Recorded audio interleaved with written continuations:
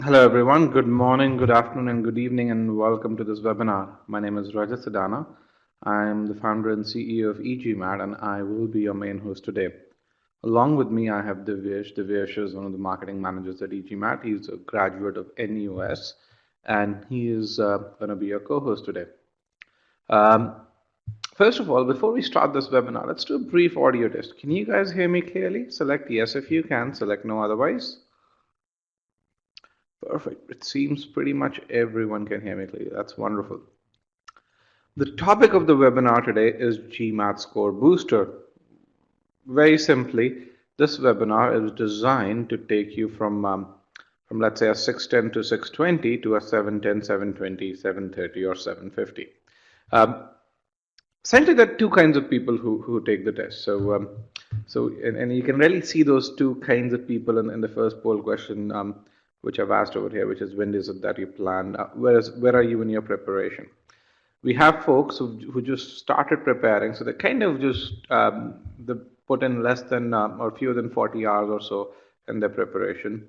And then we have folks who are either in the middle of their preparation or at the last stage. Now, the good thing about this webinar is ideally designed for people who are either in the middle of their preparation or at the last stage. So if you are in that segment, this webinar will give you the tools. It will tell you if you're faltering at a particular point. It will tell you why you're faltering and how you can overcome that, and how can you build a plan to go from your current score level, whether it's 600 to 700 or whether it's 650 to 750 and so on. Essentially, the tools, the strategies remain very similar. It's where you apply them, how you apply them that changes. Now, if you are someone who's just started his or her preparation, what you would learn from this webinar is how do you create a prep plan that's trackable and that yields predictable score improvement, and how to avoid certain pitfalls that most people fall into while preparing for the test. So once again, if you haven't responded to the poll question and the two poll questions at the bottom left and the bottom middle of the screen, please do so. I do see that I have about 60% of you who've responded to these questions. So overall, when I look at the first question, where are you in your preparation? About 37% of you have just started preparing. A very similar percentage are at the last stage. They're currently taking mocks, and then about 26% of you actually are in the middle of your preparation, or you're done with either one section, quant or verbal. All right, that's wonderful. Let's look at the second poll question, which is when is it that you plan to take the test? The biggest segment here is 31 to 45 days. 31 to 45, it's the most perfect time given where we are right now to take the test. It will allow you enough time to work on your applications. Make sure you apply to round one. We do have folks, considerable number of folks who have between 46 and 75 days. And then we do have a good number of folks who have 2 to 4 weeks, which is 16 to 30 days, or who have more than 75 days. If you are planning to apply in round one, I very strongly recommend that you take the GMAT in the next 60 days or so. We also have a few folks who have their test right away. Let me actually hide this. With that, let me go into the session pane. The screen might flicker for you, and it'll probably take about another 10 to 15 seconds for the screen to stabilize.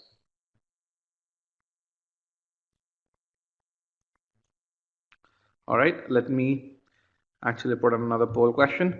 Can you guys see the slide which says GMAT Score Booster in front of you?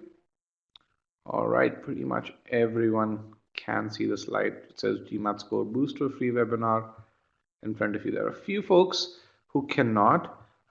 If you cannot, then all I would just recommend is join again, and the problem should sort out by itself. So yeah, join again or wait for another couple of seconds and the problem will sort it out. This can happen for you if you are using a cellular data connection to join. All right. So this webinar is actually a very simple agenda. We will get right on in this webinar with addressing the top 2 or top 3 problems that people face when they want to score higher than 700, or when they want to get to that 740, 750, 760 score. One of the biggest problems is score plateau. People start preparing for the test, they improve initially, and then beyond a point, regardless of how much effort they put in, they're not able to improve their score. And the score plateau really happens in the 620 to 670 score range. We're going to look at why that happens with an example. We're going to solve one boldface question and really see the impact that core skills have on, and how lack of core skills cause score plateau. Then we'll look at what does GMAT really test, and for those of you who are in the middle of your preparation, you guys might think that you're very familiar with the format of the GMAT, and you don't need this section. But essentially, what I have found is about 90% of all GMAT test takers, while they may be familiar with the format of the test, they're not so aware with regards to what is it that it really tests and the relationship between GMAT and ability. Essentially, in this, we'll talk about why ability is the most important metric, and how can you, and essentially we'll talk about how GMAT's a very predictable exam once you start measuring ability. Then we'll look at timing. A lot of people worry about timing on the test, and we'll really look at and see when people say they have a timing problem, do they really have a timing problem, or is the problem elsewhere? And then we'll combine all of these three into creating a predictable, trackable 30-day plan. Now this one is from 6:30 to 7:20. Yours might be from 6:50 to 7:40 or 600 to 700. The fundamentals behind the plan would remain the same. We'll talk about core skills, we'll talk about measuring and tracking ability, and using data to make sure that you focus on the right things and you track your improvement. All right, with that, let's move forward. I just have some feedback in the Q&A pod. By the way, there's a Q&A pod below this webinar. If you have any questions, you can pose those questions over here, and Divyesh can respond to those questions. Is the audio still loud and clear? All right, perfect. Pretty much everyone, the audio is still good. Thank you. All right, so there's essentially three parts to this webinar. In the first part, I'll briefly talk about who we are, what is it that we do. That's going to be about 12 minutes from now. That's going to last about 12 minutes. That's the first part of the webinar. In the second part, we'll go right into the webinar. We'll start with the agenda items that we talked about. That's going to be about 100 minutes or so. Now, throughout this webinar, we will take a lot of questions. So if you have a question, you can post them in the Q&A pod. We should be happy to answer those. Or if they're very relevant to what we're talking about over here, I will take those questions right away. And however, one thing that I would recommend is that if you have any questions that are a bit more personal in nature, that pertain just to you, hold them till the third part of the webinar, which is an open-ended Q&A. I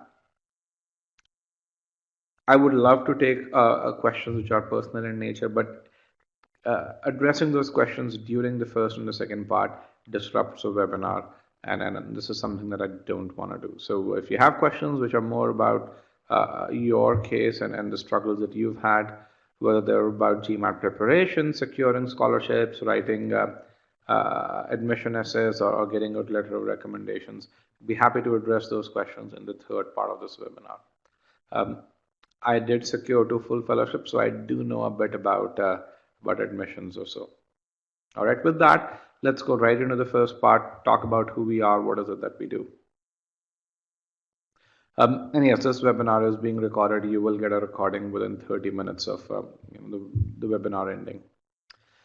So e-GMAT as a company, we're about 4.5, coming to 5 years old, and we were essentially born in September of 2011, and our goal was to help this one particular group of people called non-natives ace the test. Since then, we've had upwards of 15,000 students from about 45 to 50 countries. And the two things that I'm really, really proud of. First of all, throughout these 4 years of existence, or 4.5 years, we've been GMAT Club's most successful company. When I say most successful company, what I mean is e-GMAT students have posted more success stories on GMAT clubs, share GMAT experience forums than students from any other prep course. And also, when you talk about non-natives as a segment, we account for about 70% of all reviews by non-natives on GMAT Club.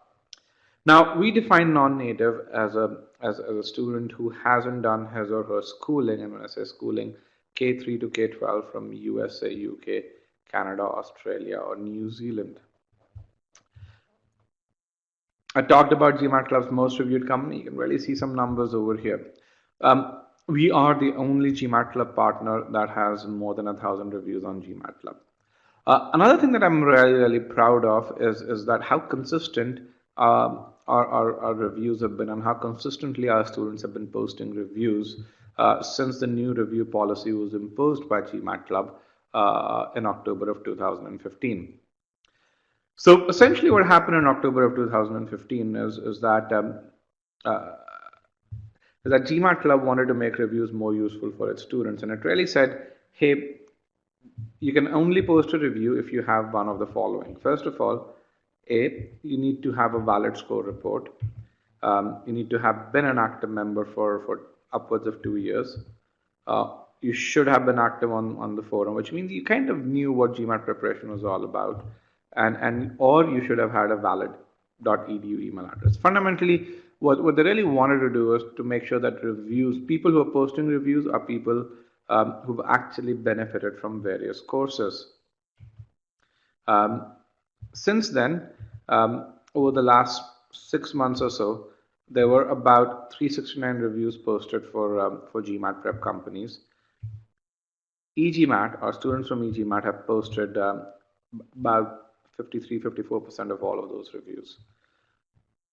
Actually 56%, and you can really see how reviews for other prep companies compare during that time.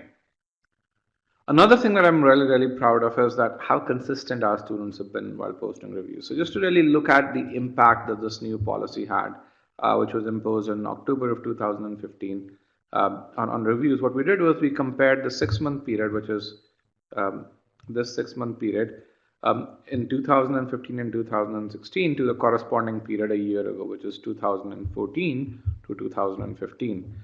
And what we really found was when you compare the total number of reviews posted for e-GMAT between the October to April period in 2014 and 2015 and similar period in 2015 to 2016, what we found was that the total number of reviews for e-GMAT remained almost similar. We had about a 9% drop in reviews, but the drop for pretty much every other test prep company was a lot more phenomenal. So Veritas Prep, for example, had a 70% drop in reviews. Similarly, Magoosh had upwards of a 50% reduction in the number of reviews posted for them. So again, I'm very proud of the stat, and we hope to maintain the stat. It shows the passion that our students have for our courses. So why are our students so successful? I think there are 3 fundamental reasons why they're very successful. The first is the way in which we impart learning. We invest a lot in research and development and technology. In fact, we are one of the few test prep companies that has a full-time technology team on board.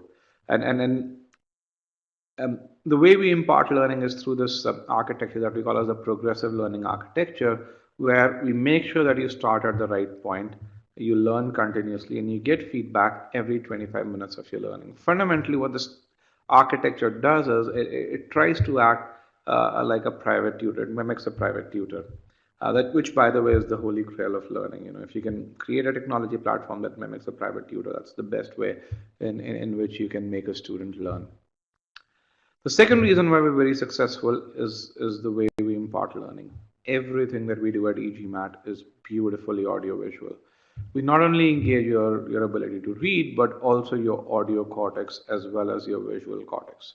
Fundamentally, when you learn using our courses, you learn a lot more efficiently and you're able to retain what you've learned.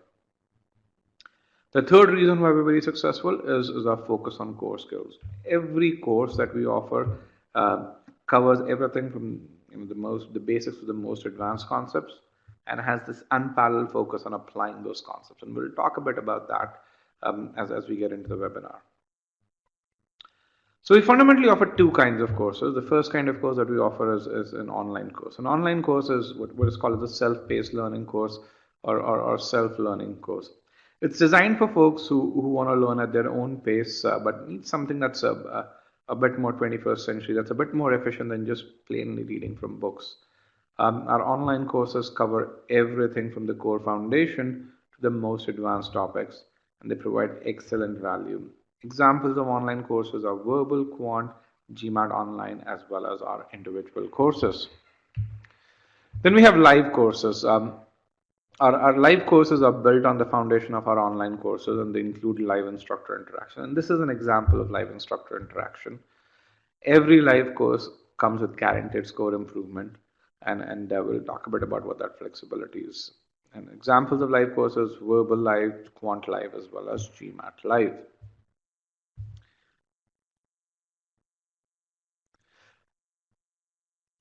So our flagship course is Verbal Online. It's designed for students who are looking to improve in 30 days or fewer. Our Verbal Online course includes everything that you need to ace GMAT Verbal, SCCR, RC, and IR sections. It comes with full-length mocks. Those of you who are members of GMAT Club, you guys get access to GMAT Club tests, and overall, you get the amazing Scholaranium platform. At $199, considering that this includes GMAT Club tests, which sell by themselves for $99, this is a really great deal. Verbal Online is also GMAT Club's most reviewed course. It has very close to 500 reviews. In fact, very soon it will be the first course to reach 500 reviews on GMAT Club. So what does Verbal Online contain? You basically get the world's most reviewed course, whether you talk about GMAT Club or Beat the GMAT. You get everything that you need to ace GMAT Verbal as well as integrated reasoning. In fact, you get a lot of practice on GMAT Quant as well, because the mock tests are full and mock tests. You get support for GMAT strategy. You get support for your doubts. We have our own internal forum structure where our experts have responded to upwards of 14,000 doubts. And you get the same progressive learning architecture that I talked about. You get a lot of full-length mocks, GMAT Club tests, and Scholaranium, which is GMAT Club's highest rated assessment platform. So again, if you're one of those do-it-yourself DIY, over here is do-it-yourself students, this is the course for you. So a live version of the verbal course is Verbal Live Prep. Now, how many of you are retakers over here or have taken the GMAT at least once? Let's get a yes, no poll.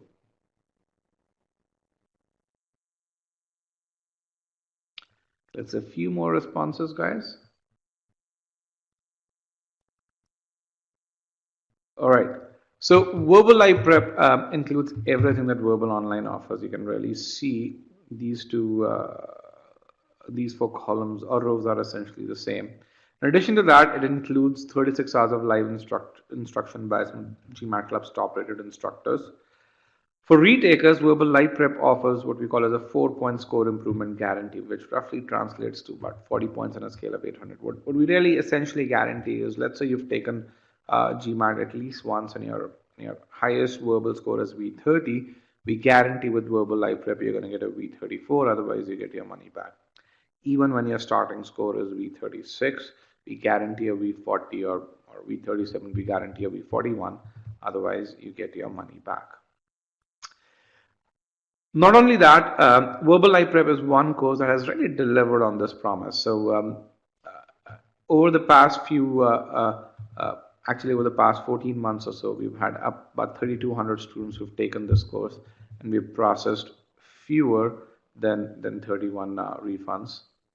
It's the world's most reviewed live course. So we're very fortunate that we have the world's most reviewed self-paced learning course, and we also have the world's most reviewed live course. It has 444 reviews, and is also responsible for the highest number of success stories on GMAT Club Share GMAT Experience Forum. So how does Verbal Live Prep compare to some of the other live courses out there? Whether you look at the number of e-learning hours or self-paced learning hours, live classroom hours, kind of guarantee that we provide, the quality of instructors, there's no other course that comes close. Who teaches verbal live prep? 4 out of GMAT Club's top 5 rated instructors teach verbal live prep. Here's what a typical batch looks like. So we had a batch that started last week with our SC1 session. A typical batch lasts about 40 to 41 days or so. And you can really see all the sessions take place on weekends. So specific time, 7 a.m. Pacific time is 7:30 p.m. IST. We have another batch which is starting in May as well. So it's on 22nd of May. And that batch is starting with critical reasoning. So with that, I've come to the end of my introduction. Now, regardless of which course you buy from us, there are certain key characteristics of every course. First of all, every course comes with a money back policy. You buy a course, don't like it, let us know, we'll give you your money back. There's painless upgrades. You can start with the most basic course and upgrade to the most expensive one. You only pay the difference. For those of you who will join or who have joined live classes, you guys get unlimited access. What it really means is, let's say you join the current batch or you join the batch which started last week and you're unable to continue with it, you're welcome to join the May 22nd batch or the batch after that. We actually start a batch every 20 days. Also, you can carry on with just by taking the recordings. You get access to all the recordings as soon as you complete your purchase. A lot of people ask this question. They really say, hey, you have these wonderful warranties for retakers, both for quant and verbal courses. What about first-time test takers? While we don't have an official warranty for first-time test takers, we do track your improvement. About 70% of all our students are first-time test takers. So first-time test takers improve a lot more than retakers do. For example, with verbal live prep, a typical retaker improves by about 7 points on a scale of 60. With a typical first-time test taker improves by about 10 points on a scale of 60. Not only that, they improve a lot faster as well. So with this, you can join now and attend multiple batches. A couple of questions over here. First of all, there was a question, it was by Catherine. She said that, are your courses effective for natives as well? So Catherine, I'll tell you a stat. Over the last 1 year, about 27% of all our students have been native English speakers. And when I say native, primarily from USA as well as Canada. We do have a quant course, which is the second question out there. And there's a question, what is eScholar 1.0? eScholar 1.0 is basically an old name for our analytics platform called Scholaranium. Yeah. Then I have another question, which is how can you pay for the courses if you don't have a credit card? If you are in India or parts of Asia, we do accept net banking transactions. Also, we do have a PayPal option if that's something that you prefer. How can I get the batch calendars? Let me actually see if I have them. We do have the batch calendars over here that you can download. How can I get my questions answered if I have a few more questions and I can't stay till the end? You can always write to me at rajat@e-gmat.com or write to pile@e-gmat.com. And if you can't stay till the third part of the webinar.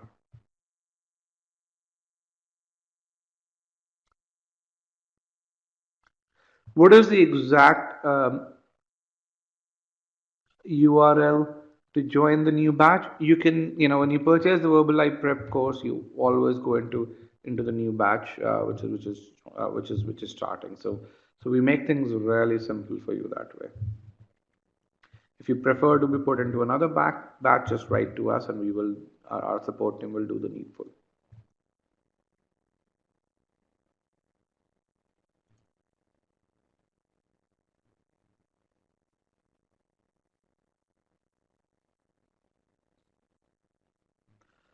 Okay, I have a few other questions, which I'm going to take one more because they're getting interesting questions, but I think they're going to drive us away. So there's a question about the new quant architecture that we introduced yesterday.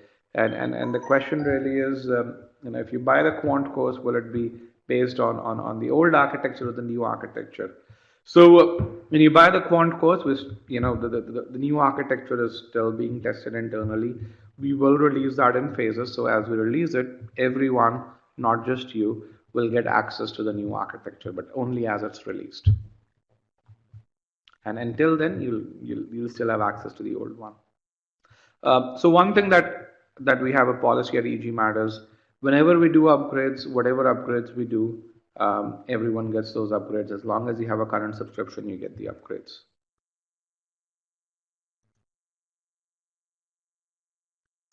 Okay, with that, let's get into the second part of the webinar. Let's talk about GMAT Score Booster 600 from 600 to 700 in 30 days. And there was a very relevant question for this, and the person said, you said 30 days, how many hours are you talking about in terms of commitment? So typically when we say 30 days, we talk about between 80 to 100 hours of commitment overall. A typical working professional can get anywhere from 18 to 25 hours of prep time every week, depending on factors such as how demanding your spouse is, how many kids you have, how much commute you have from your work, and how strenuous is your work. And all our recommendations in terms of number of days are based on that 18 to 25 hours per week of prep time. All our study plans are based on that.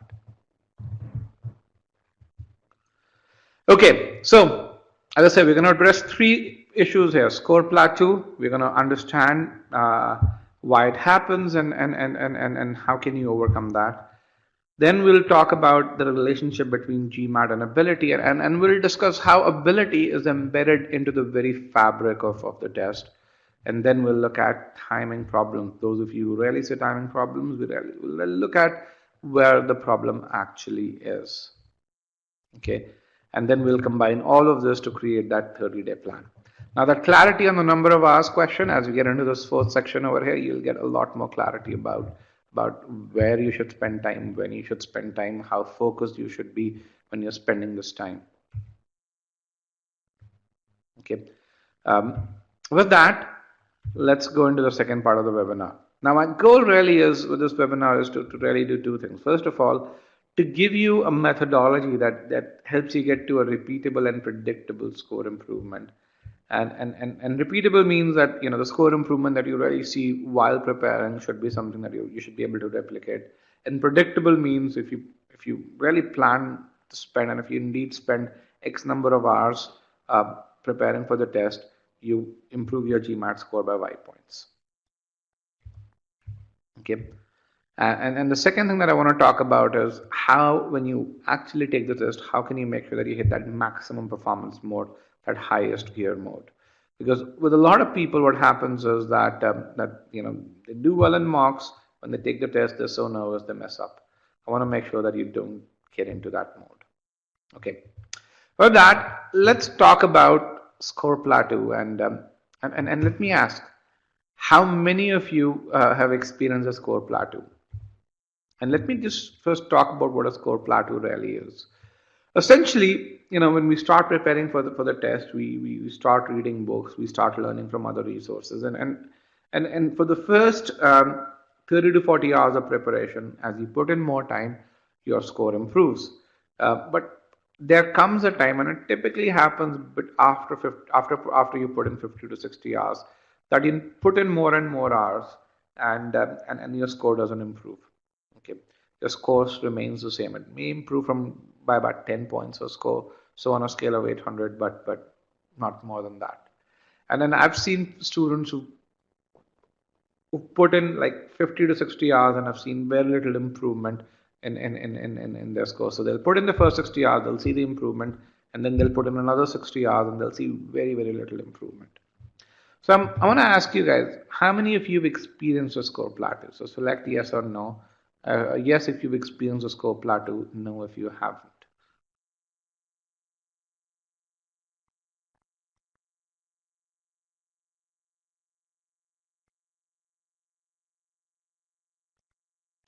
All right. Of those of you who've responded, about 67 responses. I see about 68% of you have experienced a score plateau. Okay, which is a very appreciable percentage, I would say. Especially considering that there are a number of you who've just started preparing for the test. So to understand why you experience a score plateau, I think we've already done that. We're going to solve one question, and I'm going to give you, so you are going to solve this question. I'm going to give you about 3 minutes to solve this question.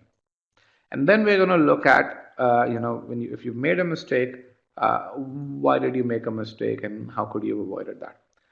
The fundamental thing is, you experience a score plateau because you lack core skills. And I'm going to kind of talk about how core skills lead to you committing mistakes on the test, which leads to you not improving. Okay. So bold-faced question. Take a look at this question. Try it out. You have 3 minutes to solve this question. It's 7:31 a.m. my time in Phoenix, Arizona, and I will close this poll in 3 minutes.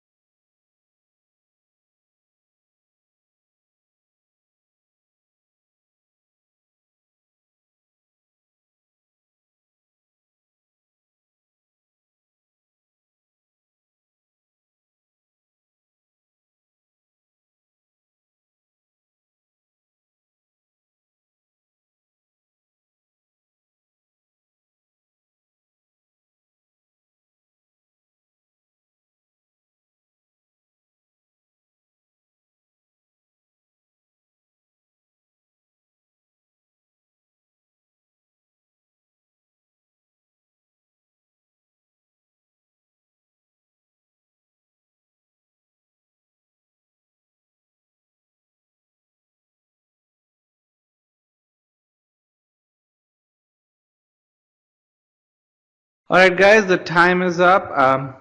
Please put those answers in. 5, 4, 3, 2, and 1. Let me end the poll. All right. Let's get some opinions on the question. So just want to make sure your comfort level with this. I'm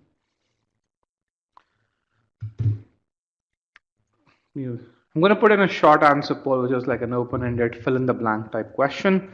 So how did you guys find this question?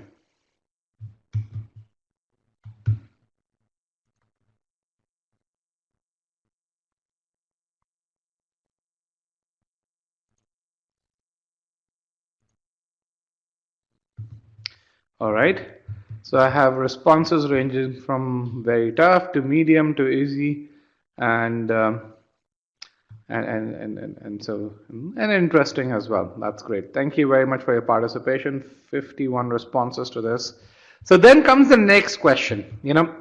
Half the battle is in solving any question is approach. So how did you approach this question? Let's look at what was your approach. What did you do in step number 1? What did you do in step number 2? What did you do in step number 3? Just briefly. 1, I did this. 2, this. 3, this.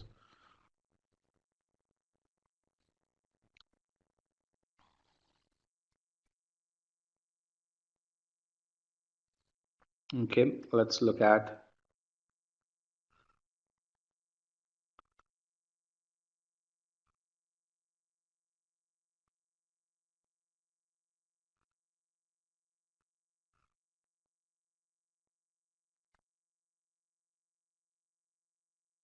I have a couple of really good answers which are here. So essentially, pretty much all of you have or rather most of you, I shouldn't say all, most of you have looked at the conclusion, which is good. Some of you have been a bit more methodical than others, where you've looked at the entire structure of the argument, and you've looked at the bold. You focused more on the bolded statements, and then gone and done the POE. Whereas a lot of you've used POE as a strategy or process of elimination as a strategy to approach this question.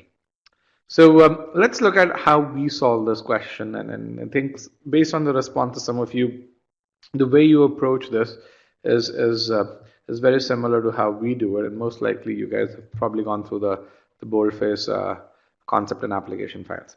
So our approach to solving boldface statements is, first of all, the first thing that we do is read the argument. So when you have a boldface question, 99% of the times you'll face an argument, which means you'll have a set of statements followed by a conclusion. So we read the argument, we read each and every statement, and we classify what it is. And when we classify it, we really put it in the fact category or the opinion category or the fact and claim category. Okay. Then we draw the entire structure of the argument, and which is what we call as a logical structure.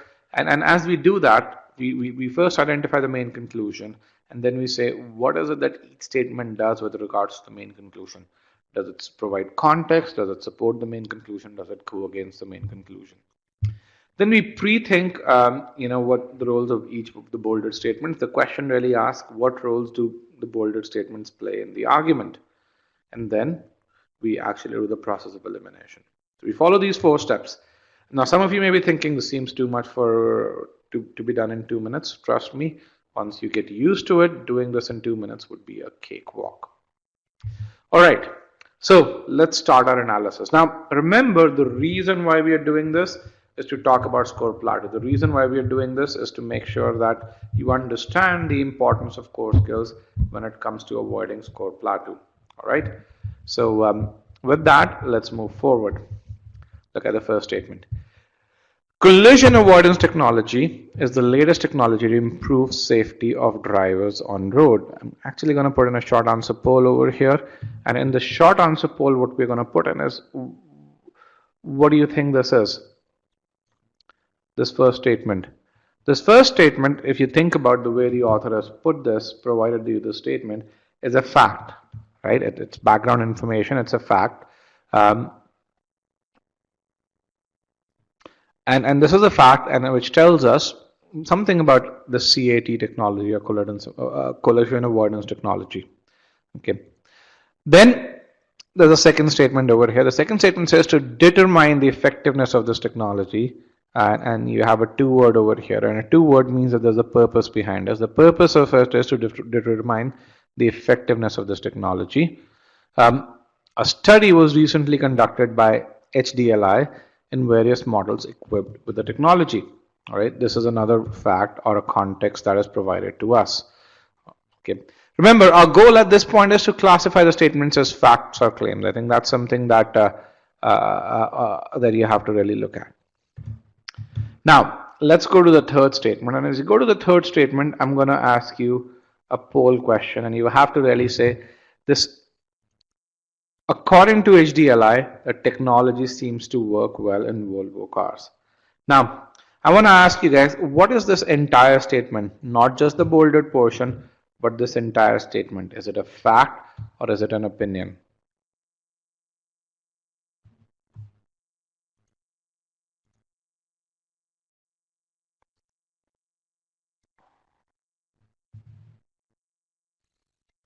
Let's get a few more responses.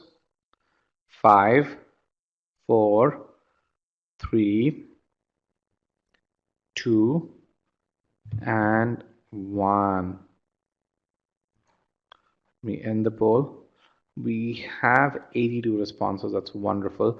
About 71% of you say it's an opinion, and about 30%, 29% of you say it's a fact. 29% of you are correct. It indeed is a fact. And I'll talk about why that is. Now remember, I asked the question, the entire statement, is it a fact or an opinion? Okay. This entire statement, according to HDLI, technology seems to work well in Volvo cars as a fact. The bolded part, which is what I just underlined, is an opinion. And what kind of an opinion is it? It's the opinion of HDLI. Okay. Now, some of you may be confused. In fact, a lot of you may be confused given your responses. How is the entire statement a fact when the bolded part is an opinion? So let's talk about it. Okay. And to do that, we'll look at the basic definition of what a fact is versus what an opinion is. A fact is something that is not questioned in the context of what we are talking about. Okay. So fact is something that can be unanimously proven to be right. Again, in the context of the argument.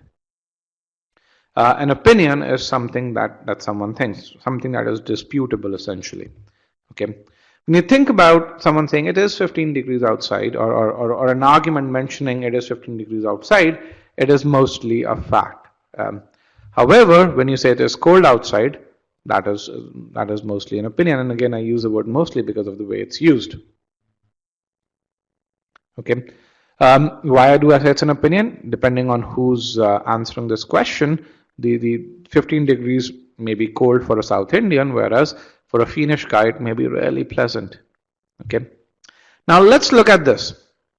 According to Business Week, Wharton is better than Harvard. Now, let's put in the yes/no poll over here. And I'm going to, actually, we don't need this poll. I'm going to hide this one. When you see this statement, can you question that according to Business Week, Wharton is better than Harvard? Can you question that? Can you question that according to Business Week? Or in other words, can you question that Business Week has published that Wharton is better than Harvard? Essentially, you cannot. You may question their conclusion. You may question this part, and you may really say, in my opinion, Wharton is not better than Harvard. But what you can't really question, again, given the context, is, hey, according to it, Wharton's better than Harvard. Okay, which is kind of the same structure of the statement that we talked about over here. So this entire thing is a fact, and this is an opinion. The reason why it's really important to differentiate is that in boldface statements, there will be scenarios in which the entire statement is bolded, in which case, in the answer choices, you would choose a fact. There will be scenarios in which just the opinion part will be bolded, in which case, you're going to look at it as a conclusion, opinion, or a claim. Okay. So, the overall thing is a fact, the bolded part is an opinion of HDLI. Again, if you still have a confusion between what a fact and an opinion is, our boldface concepts and application files are a part of our free trial. Make sure you look at it. Okay. Then let's look at the next statement. It says the researchers found that individuals driving this particular model of car Volvo XC60, a specific model equipped with CAT, reported 27% fewer auto insurance claims than those driving other comparable vehicles. Again, what the author presents here is another piece of information, another fact. Overall, it's a discovery. Okay. When you look at the context of this, what you would really, you may be tempted to think that this statement essentially is the basis for HDLI's claim, that the technology seems to work well in Volvo cars, or the HDLI opinion, the bolded part over here. Let's look at this. We have a keyword over here, however, a contrast keyword. However, with the exception of Volvo cars, the research so far does not conclusively establish the role of CAT in preventing catastrophic accidents. Okay. Now, there are a couple of things over here. Does the author, and let me see if I have a proper poll for this.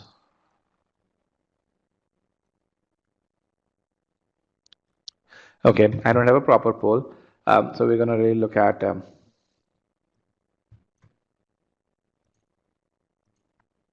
does the author agree or disagree with the results of the research? Does the author agree or disagree? Agree or disagree?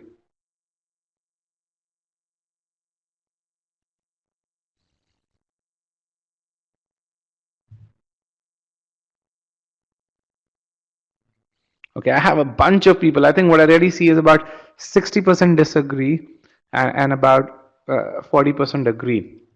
Let's go back. Okay, let's go back to the statement. What are the results of the research? According to HDLI, the technology seems to work well in Volvo cars. So HDLI is saying the technology seems to work well. That is the opinion of HDLI. Okay. What does the author say? The author says, however, with the exception of Volvo cars. Okay. So when you look at this statement by the author, tell me, does the author agree with the research or disagree with the research?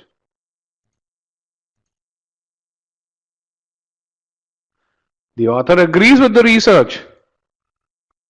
The research says the technology seems to work well, and the author says, with the exception of Volvo cars. So the author is not refuting that piece. The author is adding his own conclusion on top of it, but the author does not agree with, does not disagree with the research that HDLI has produced. Is that part clear, guys? Is that part clear? Yes, no? Let's see. It's clear to about 80% of you, 84, 85% of you. All right, let me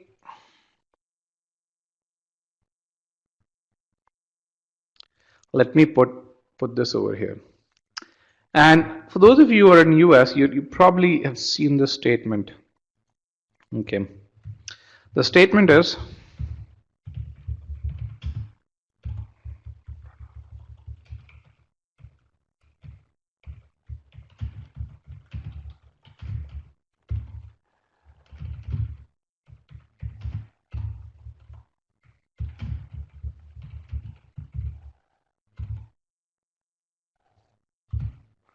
Okay. This is a statement. Entrepreneurs create jobs in technology sectors.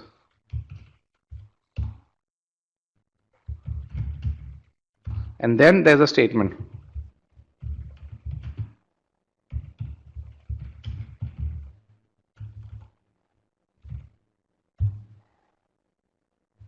Let's make it, instead of entrepreneurs, let's call it startups. And then there's a statement by Rajat again.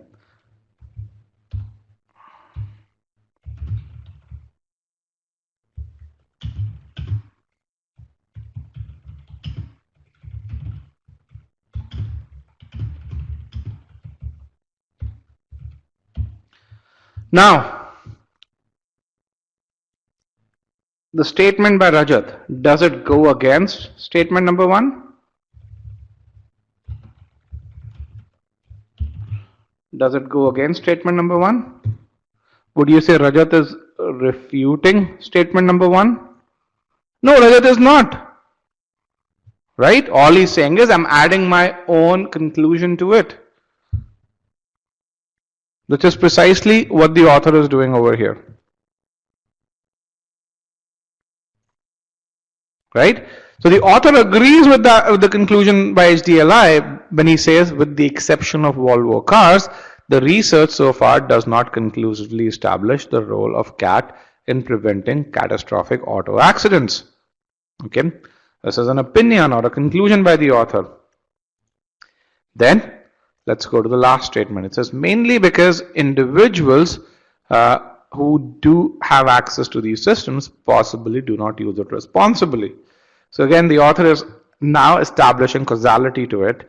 Okay, and he does that by providing another opinion. He says that that the reason why the technology doesn't seem to work well in other cars, or the reason why the research does not conclusively establish the role of CAT in preventing catastrophic accidents is because people who have access to this technology, they don't use it properly. Okay. Now, we're done with the first part. Hopefully this was comfortable, this was simple. All we did was took statement by statement and classified what its statement was. Now we're going to talk the logical structure of the argument. Okay. You have 6 statements here. Boldface arguments are typically long. What I want you to tell me is which of these statements is the main conclusion of the argument. Okay, which is the main conclusion? Remove broadcast results. It's one, either is a statement number 1, 2, 3, 4, 5, or 6. Let's get a few responses. It's very important to identify the main conclusion to be able to solve boldface questions properly.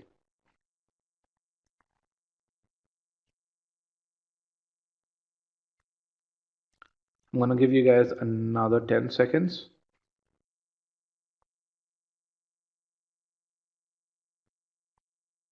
3, 2, and 1. Let me end the poll and broadcast the results. 60% of you said statement number 5, and you guys are correct. Statement number 5 is indeed the main conclusion of the argument. And I really see a few of you have said statement number 1 is also the main could be the main conclusion, which is actually the next most popular choice. Statement number 1 is a fact. It is a context. A fact can never be the main conclusion. A conclusion is an opinion. So I think that's one piece you could have avoided. Statement number 1, 2, statement number 4. The choice should have been between 5 or 6, which are the 2 opinions, or worst case you could have gone to statement number 3, which again is a fact, but it has an opinion into it. So statement 3 is the main conclusion. For those of you who are confused, why is statement 3 the main conclusion? If you think about who the main conclusion belongs to, it always belongs to the author. And what is the main conclusion? The main conclusion is what the author is trying to assert through this entire argument. And if you look at the argument more carefully, you would realize the sole purpose of writing this argument is to assert the fact that the research does not conclusively establish the role of CAT in preventing catastrophic accidents. Okay. That is the sole purpose that the author has written this argument. Okay. Then let's look at statement number 6. I'm going to put in a short answer poll over here as well.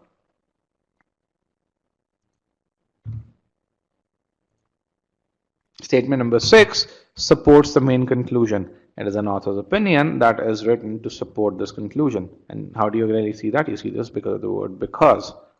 All right. Statement number 4, statement number 3 is the claim by HDLI, and statement number 4 is a fact which is there to support the HDLI's claim. Okay, well, when I say the claim by HDLI, it is this part which is the claim by HDLI. Okay, and when you look at this aspect, this is a piece of information which is there to support HDLI's claim. The fact that you have 27% fewer auto accidents with XC60 supports the fact that the technology seems to work well in Volvo cars. And statements 1 and 2 are context for the argument. Take a step back, look at the structure of the argument. Main conclusion, supporting aspect. There's a claim by HDLI, which is the bolded part here, and then this supports the claim. And then these two are the contexts. I have a question. It's by Kalyan. He says, whether the first boldface is that an intermediate conclusion?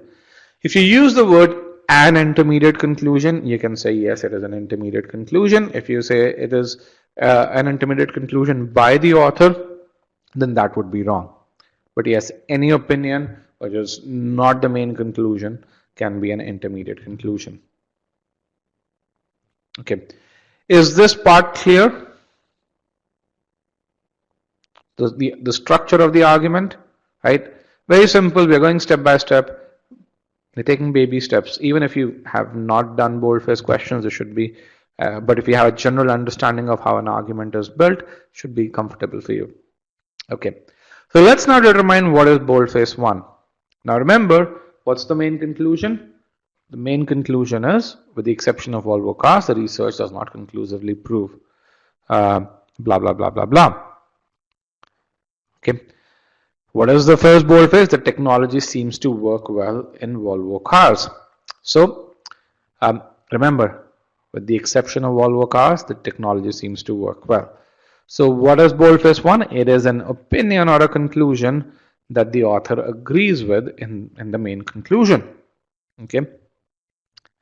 What is boldface 2? Boldface 2 says individuals who do not have access to these systems possibly do not use this responsibly.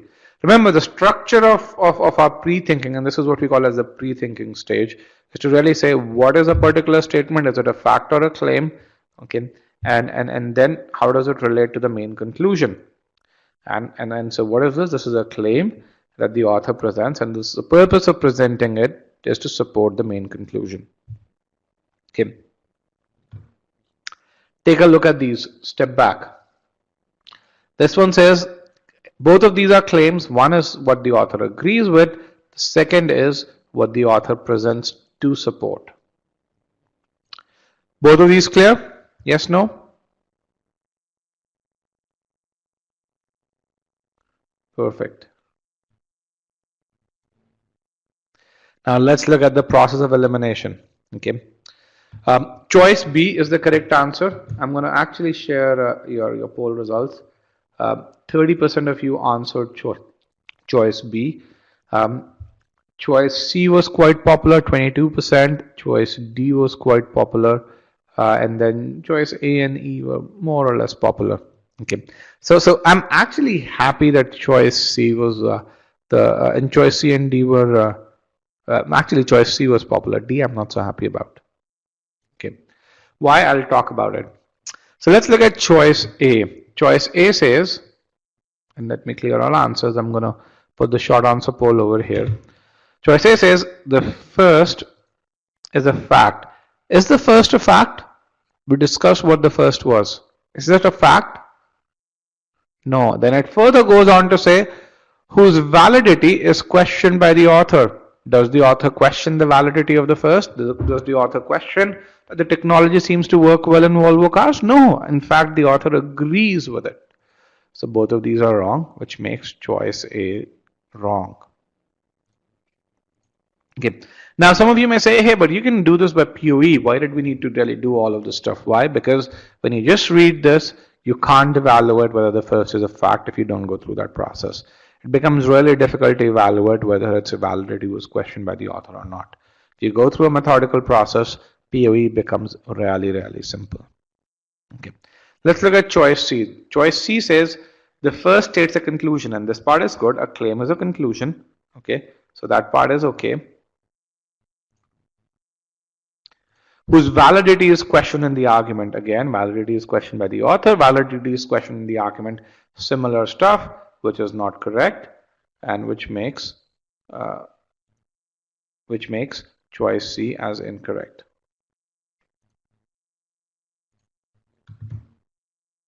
Okay, so this is how we reject choice C. C was the second most popular choice, by the way. Choice D says the first is a fact. Again, makes it wrong right then and there. The first is a fact, makes it wrong right then and there. Okay. And that supports the conclusion refuted by the argument. The argument does not refute any conclusion in this entire passage, or the argument doesn't refute any conclusion, so that part is wrong as well. Okay. Choice E says the first is the conclusion that the author agrees with. Perfect. The first part is perfect, and the second part is wrong. The second is the reason that goes against that conclusion. The second does not go against the first. The second bolded statement does not go against the first bolded statement. That part is wrong. Okay. So that conclusion is boldface 1, BF1. You can really see the animation over here. So choice D is wrong, choice E is wrong. Let's look at choice B, which is the correct answer. Choice B says the first provides a conclusion. That part is correct.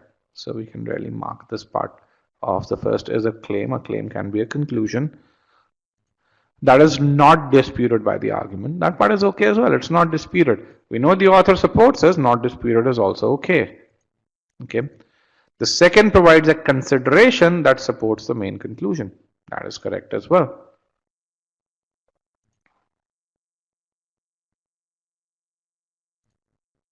This is correct, this is correct, and this is correct as well. All of these is correct, which makes choice B correct. Again, difficult question, 30% of you got it correct. It really tells you, hopefully, this has really told you why you've made a mistake. Okay. When you look back and really say, was there anything that was super difficult in this question?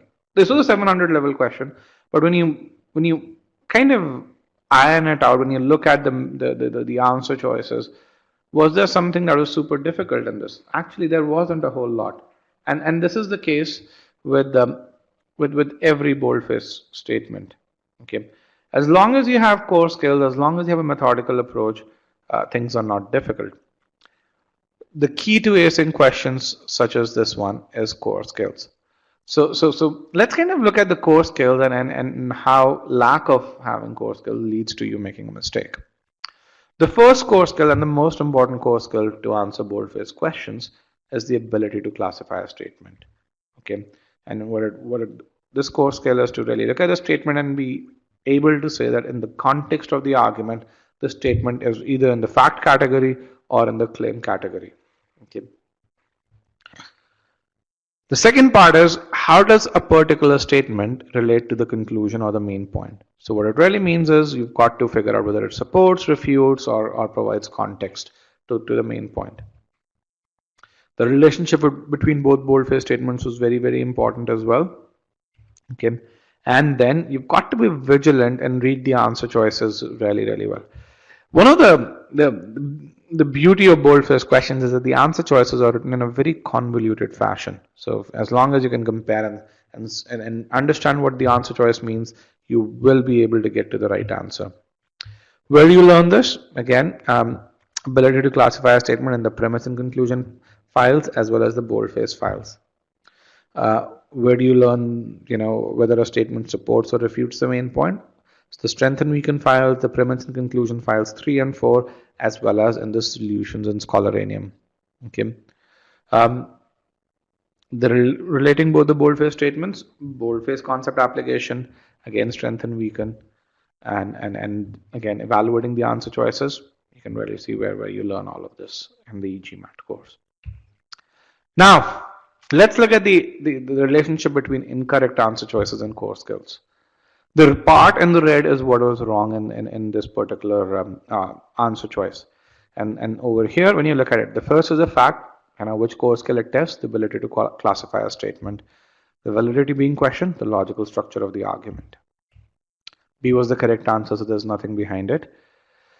Choice C, the first states the conclusion part is right, whose validity is questioned in the argument. Again, what does it test? Logical structure and the relationship between the boldface statements in the second part over here. Choice D, again, very similar, ability to classify a statement and the logical structure of the argument.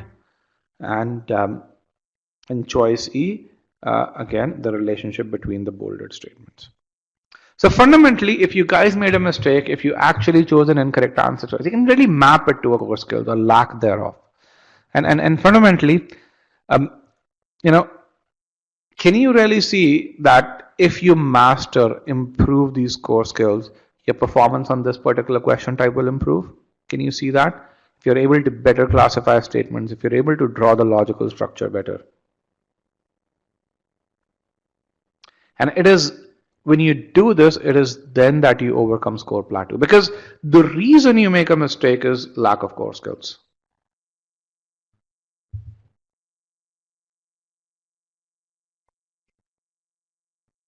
And that part is really important.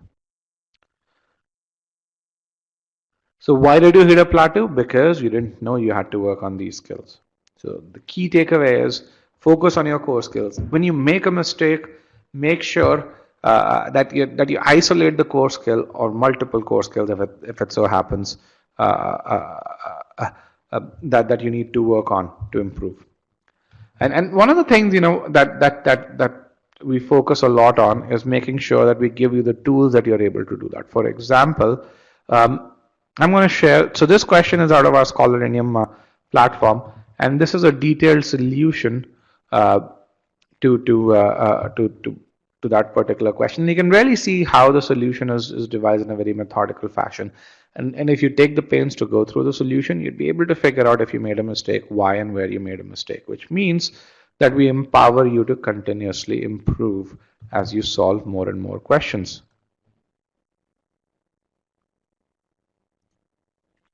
So, what are the core skills for CR as a whole?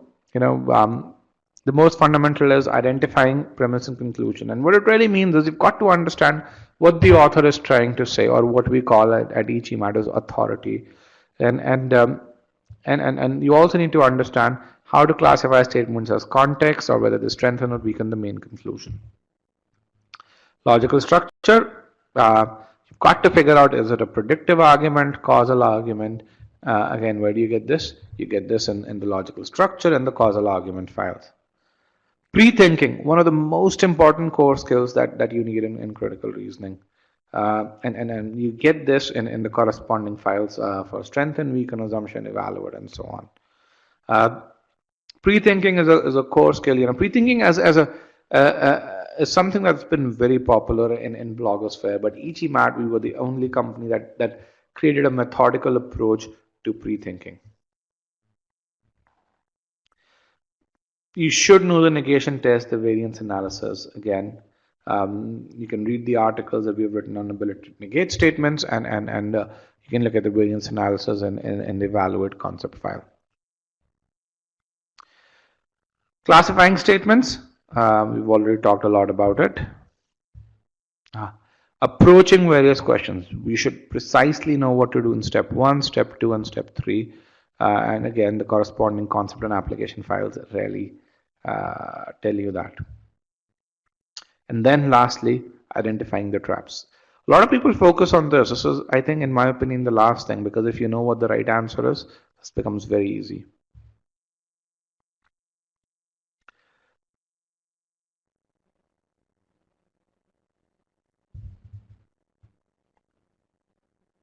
Um, I have a question that says many people usually face difficulties in the RC section. Can we know how to improve the core skills in RC? Yes, I mean the essence to acing reading comprehension is to comprehend the passage. I mean that's kind of the essence. RC in fact is one of the easiest sections to improve. And the key to improving comprehension is to apply reading strategies. The key to improving comprehension is to read slowly, to break the sentence down into sentence structure and make sure you understand the chunks and then understand the sentence as a whole. This is something that we discuss in what we call as our RC webinar. One of the things with RC is as you improve your ability to answer sentence correction questions, you read better and you correspondingly improve RC. It becomes a lot easier to apply the reading strategies. If you need help with RC, write to me at roger@e-gmat.com and ask for the recording of the RC webinar. Okay. With that, let's go towards the second section, which is in which we talk about the relationship between GMAT and ability. Okay. So one thing before we go that I want to talk about is that if you prepare efficiently, you get to a higher score. And there's this opinion that some people have that once you get to a 710, 720, scoring higher does not lead to an appreciable increase in the probability of admissions. Scoring higher does not give you a lot, benefit. However, the data that's been collected actually shows a completely different picture. Fundamentally, what it really shows is the probability of getting into a top B school, and top B school when I talk about is a school such as Wharton, Harvard, and Stanford, or Darden, or Stern, or UC Berkeley, is 2x higher for folks who score 760 or 750 or higher than those who score 730. Okay. And but receiving scholarships, I think there's a lot of data which says, GMAT has a very high, your GMAT score has a very high correlation to your chances of receiving a scholarship. Let me actually show you some real results over here, some real data which is collected by GMAT Club. Here is the data. This talks about the probability of admission or admission rate at elite schools. What you really see is that the chances of admission go from very low, which is about 12 to 13% when you have a GMAT score of lower than 700, to about 30% if you have it over here, to close to 50% if your GMAT score is greater than 750. Okay. And this is data which is collected from upwards of 3,000 students. So this is not a small sample set. So fundamentally, as you go from one segment to another, there's a 4x, 2x improvement in chances of admission every time. Overall, a 4x improvement over here. Here is the inference, and I've stated it verbatim over here. It says for 99 percentilers, admission rates at Johnson, Yale, McCombs, Darden, UCLA, and Ross were even higher than 50%. And these were all the schools that they had considered overall. You can see the link, go look at the data over there. So let's understand, now that you know the importance of scoring high, let's understand how you can score high on the test. Okay. So since you guys have been preparing,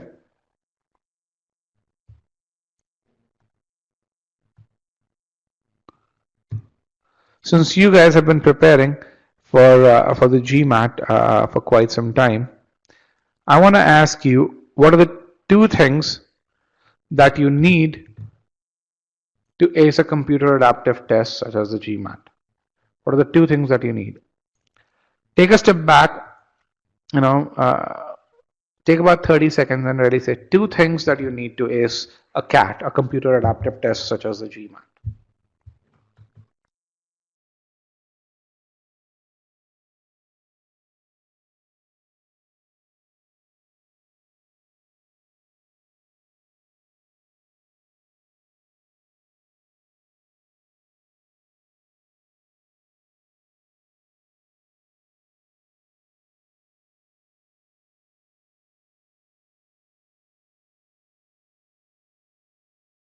Let's get a few more responses.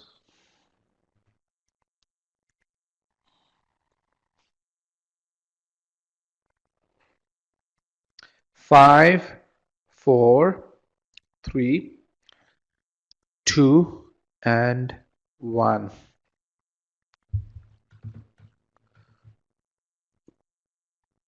For your two responses, a lot of you really have said, speed, accuracy, timing. Some of you have talked about core skills. Let me ask this. When you guys take a test and you evaluate how you've taken a test, is accuracy the first metric that you look at? Yes, no? Actually, you know what? Don't answer this question here. Answer this question here. Is accuracy the first metric that you look at? You'll get good statistical data.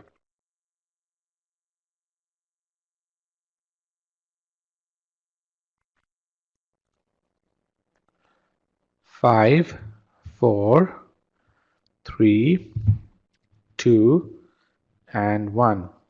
Guys, I have about 115 students in the webinar and I see only about 63 of you answering. If you're spending the time to attend the webinar, participate in the poll questions. That's the best way to get the most out of the webinar. But 70% of you say yes. All right. Let's kind of look at how a computer adaptive test works, and then I'm going to ask this poll question again. Okay. So to understand how a computer adaptive test works, we're going to compare how two people perform on a computer adaptive test. What we're going to focus on is just the first 6 questions. Again, the purpose of this is to illustrate how it works. On the x-axis, you have question numbers. You go from question number 1 to question number 6. On the y-axis, you have the difficulty level of questions. The higher you go, the higher is the difficulty level. So I think let's go forward and see how this works.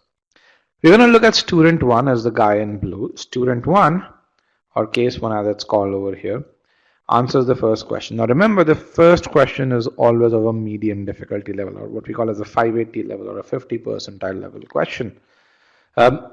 Student 1 gets the first question right, moves to question number 2. Question number 2 is of a higher difficulty level. You can really see as you go from 1 to 2, the difficulty level indeed goes up. Control Z, hold on. Difficulty level seems to go up over here. Okay, so he gets that right, gets to the third question, which is of an even higher difficulty level, gets that wrong, gets to the fourth question. Now the difficulty level of fourth question is between that of question number 3 and question number 2. You can really see if I draw horizontal lines from here, 4 lies between the 2 horizontal lines. Gets that right, moves to question number 5, gets that wrong, and consequently gets a question of a lower difficulty level. Case 2 or student 2 answers the first question incorrectly, gets the second question, lower difficulty level, gets that right, gets the third question, which is of a difficulty level between 1 and 2, gets that wrong, gets the fourth question, gets that right, gets the fifth question right as well. Now tell me, based on the first 5 questions, who do you think is doing better? Based on the first 5 questions, who do you think is doing better? Let me actually put in a poll over here. Is it student 1 or is it student 2? At the end of question number 5, if the test were to end, who would have a better score? 1 or 2?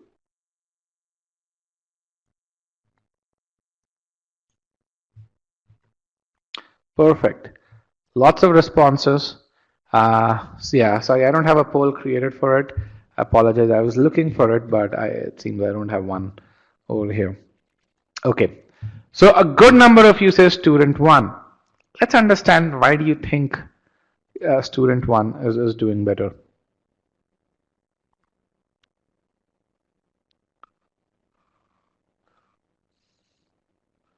Why is student 1 doing better?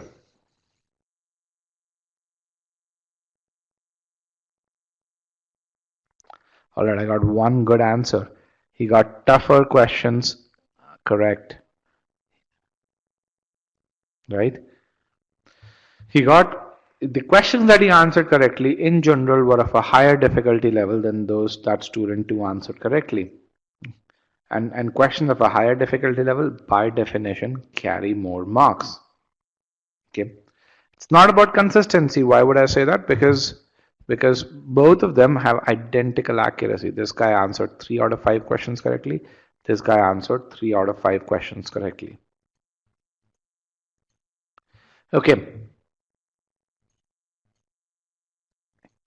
Can anyone really tell me why is it that they have identical accuracy even though student 2 is clearly doing, has a higher ability than student 1? Why do you think both of them have identical accuracy? Even though student 1 is better than student 2. And I have 2 good answers here.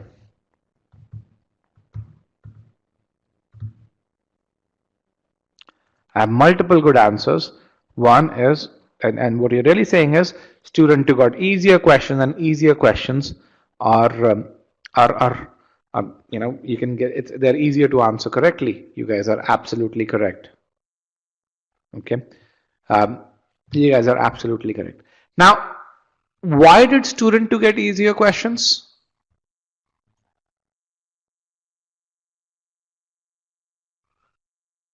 Why did he get easier questions?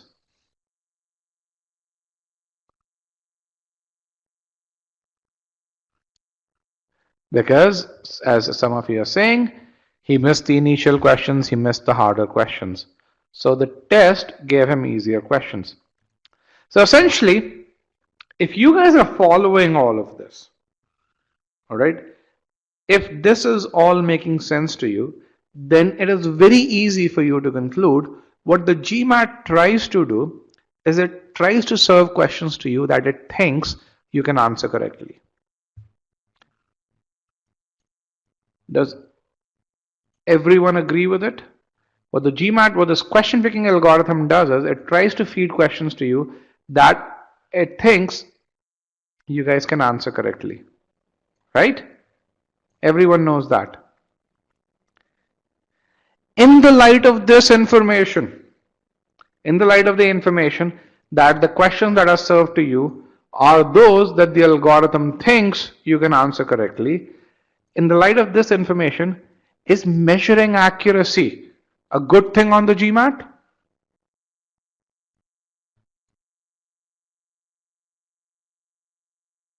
It is not. Why? Because the sole purpose of the question picking algorithm is to maximize your accuracy.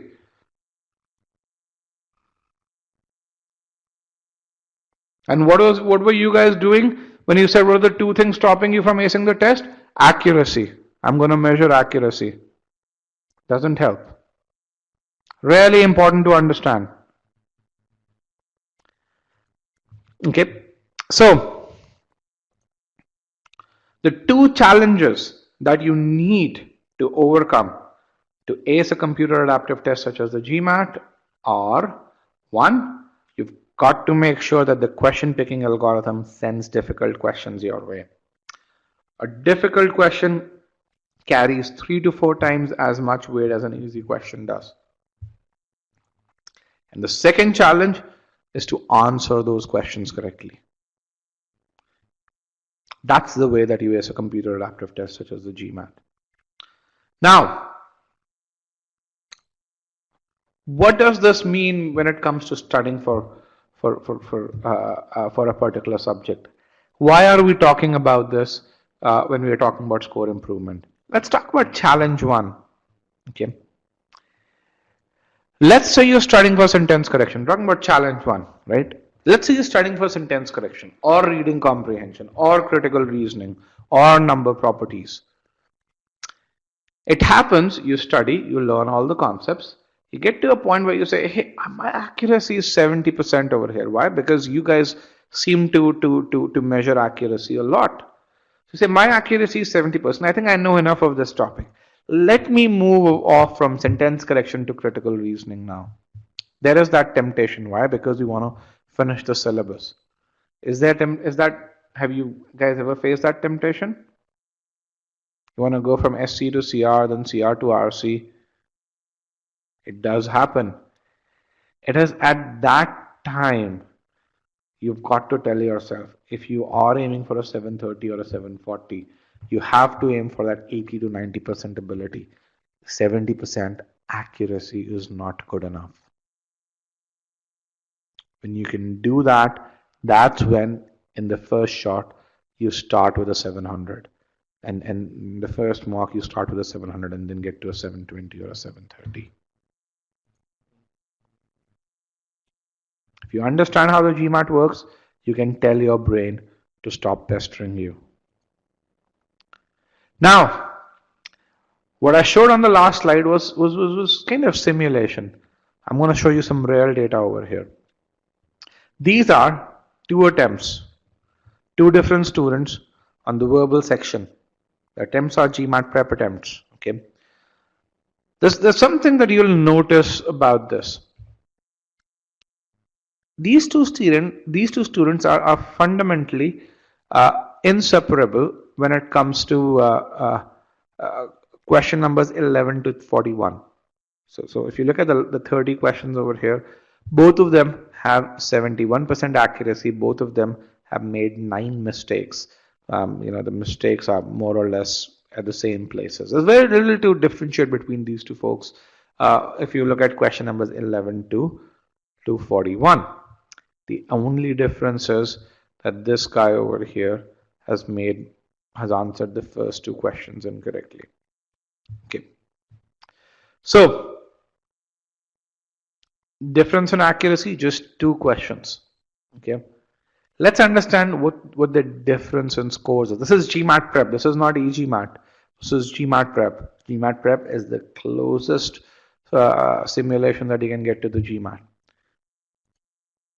Student 2 got a verbal score of 32. Student 1 got a verbal score of 43. Accuracy difference, 2 questions. Student 1 got a 97 percentile rank.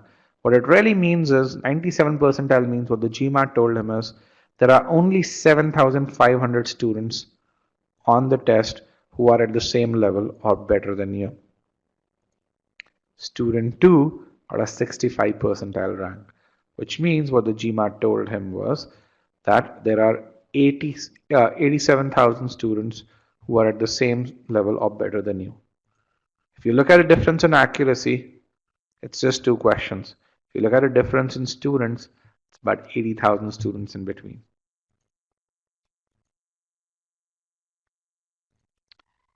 Can you now see how flawed accuracy is a measure?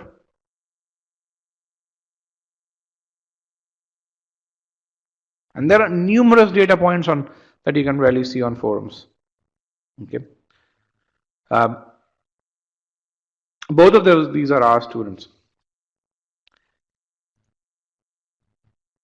And again, some of you may be thinking when you look at this, some of you may be thinking that GMAT's overly harsh.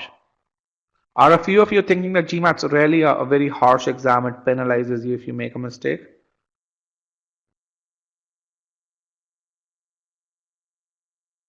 Yes, no?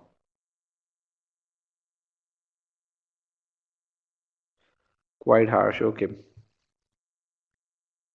Actually, GMAT's a very fair exam. Let's kind of use this and look at our previous slide and model these 2 mistakes and model these 10 correct responses on what we had really seen over there.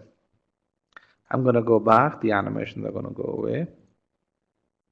So remember, this was a model of a computer adaptive test. Student 2 got the first 2 questions wrong. So the first question was a 50 percentile level. He got that wrong. But the second question over here, which was a 30 percentile level, he got that wrong as well. Tell me one thing. What is the probability that you're a 90 percentile student and you'd get a 30 percentile question wrong and a 50 percentile question wrong. So 50%, then 30, one after the other. It's very, very, very low. Okay. It's actually less than 1 in 10,000 if you do the maths. So the question picking algorithm was not wrong to think that this guy is not a very smart guy. So what it did was, as he got the next subsequent questions, it increased its difficulty level very, very, very slowly. To the extent that the difficulty level went to question 2 to 700 level only at question number 11 or so.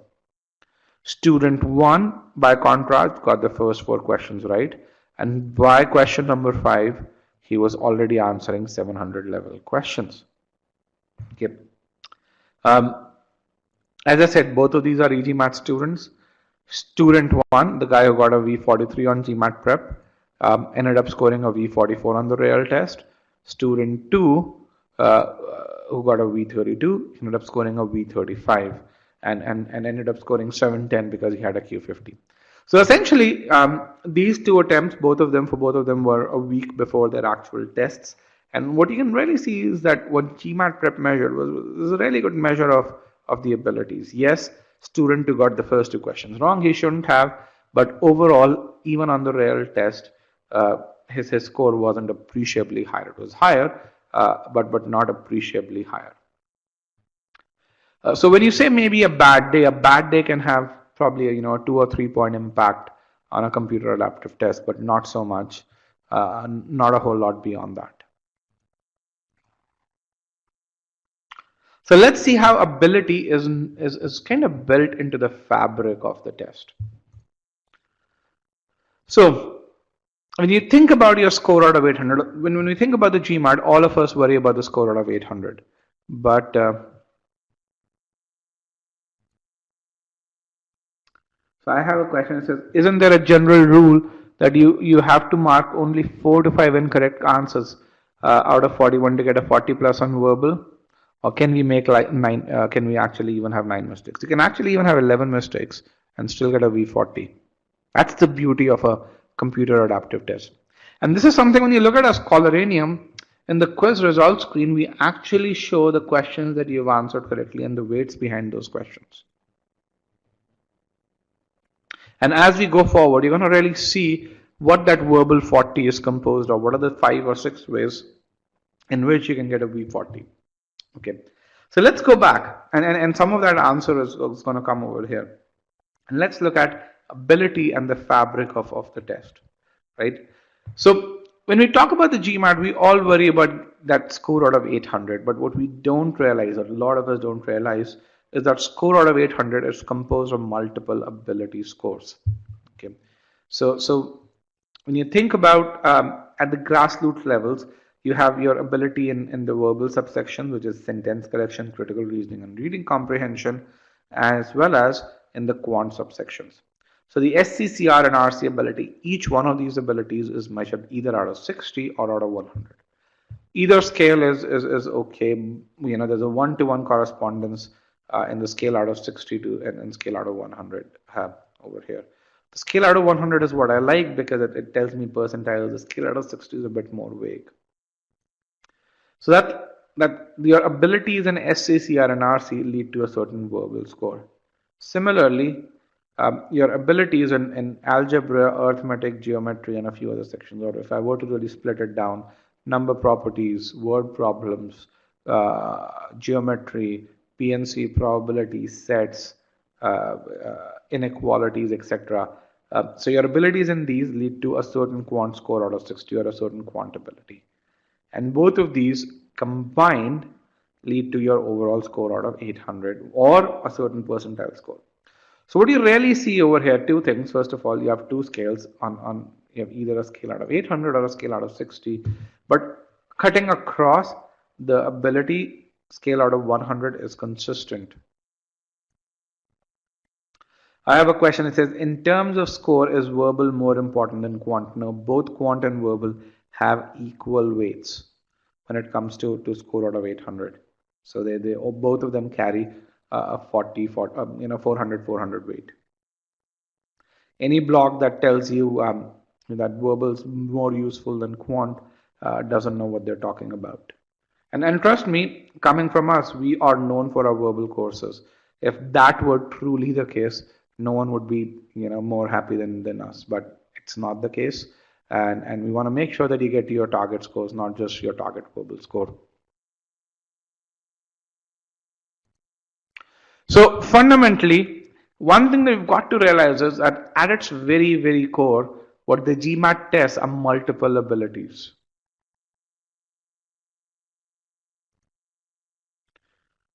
Okay.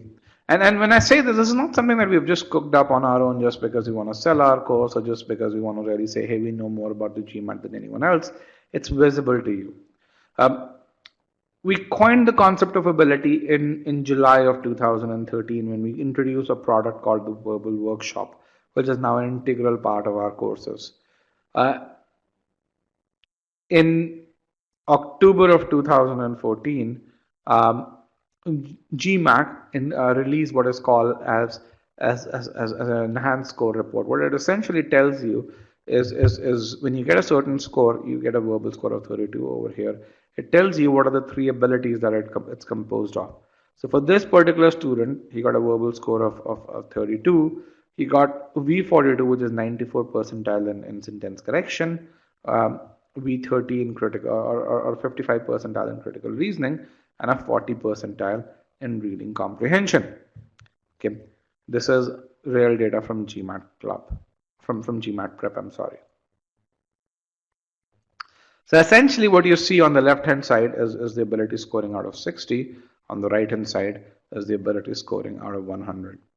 This is really important information. Why? Because if you want to go from a V32 to a V38 or a V40, there are a couple of things which are very clear. First of all, is you're doing really well in sentence correction, but you're not doing as well in critical reasoning and reading comprehension.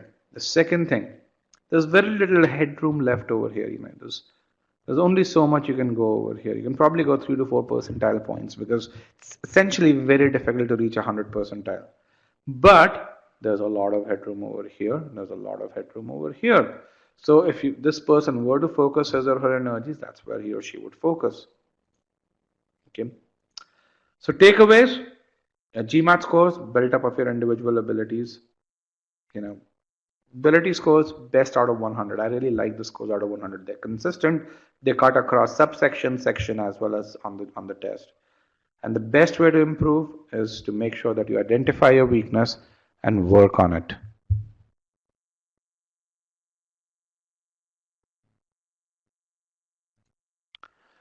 All right. So the question that I have for you is, how does ability fare in your preparations today? Essentially, how many of you really ask yourself this question, which is to really say, hey, if I have to go from 700 to 760, I need to do these things. How many of you think about ability in this way, or your GMAT preparation in this way? Not going forward, but before we talked about ability, how many of you thought about it this way?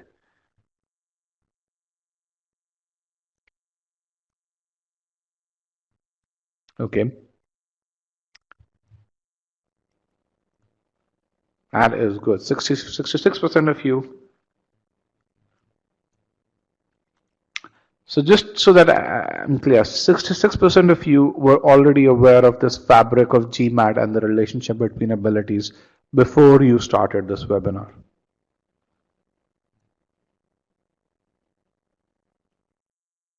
Okay. All right. But is this useful? Can you guys now really see how you can get a predictable score improvement? If you know where you lack, if you know the core skills, you can really see how a predictable score improvement now starts to become very possible. Okay.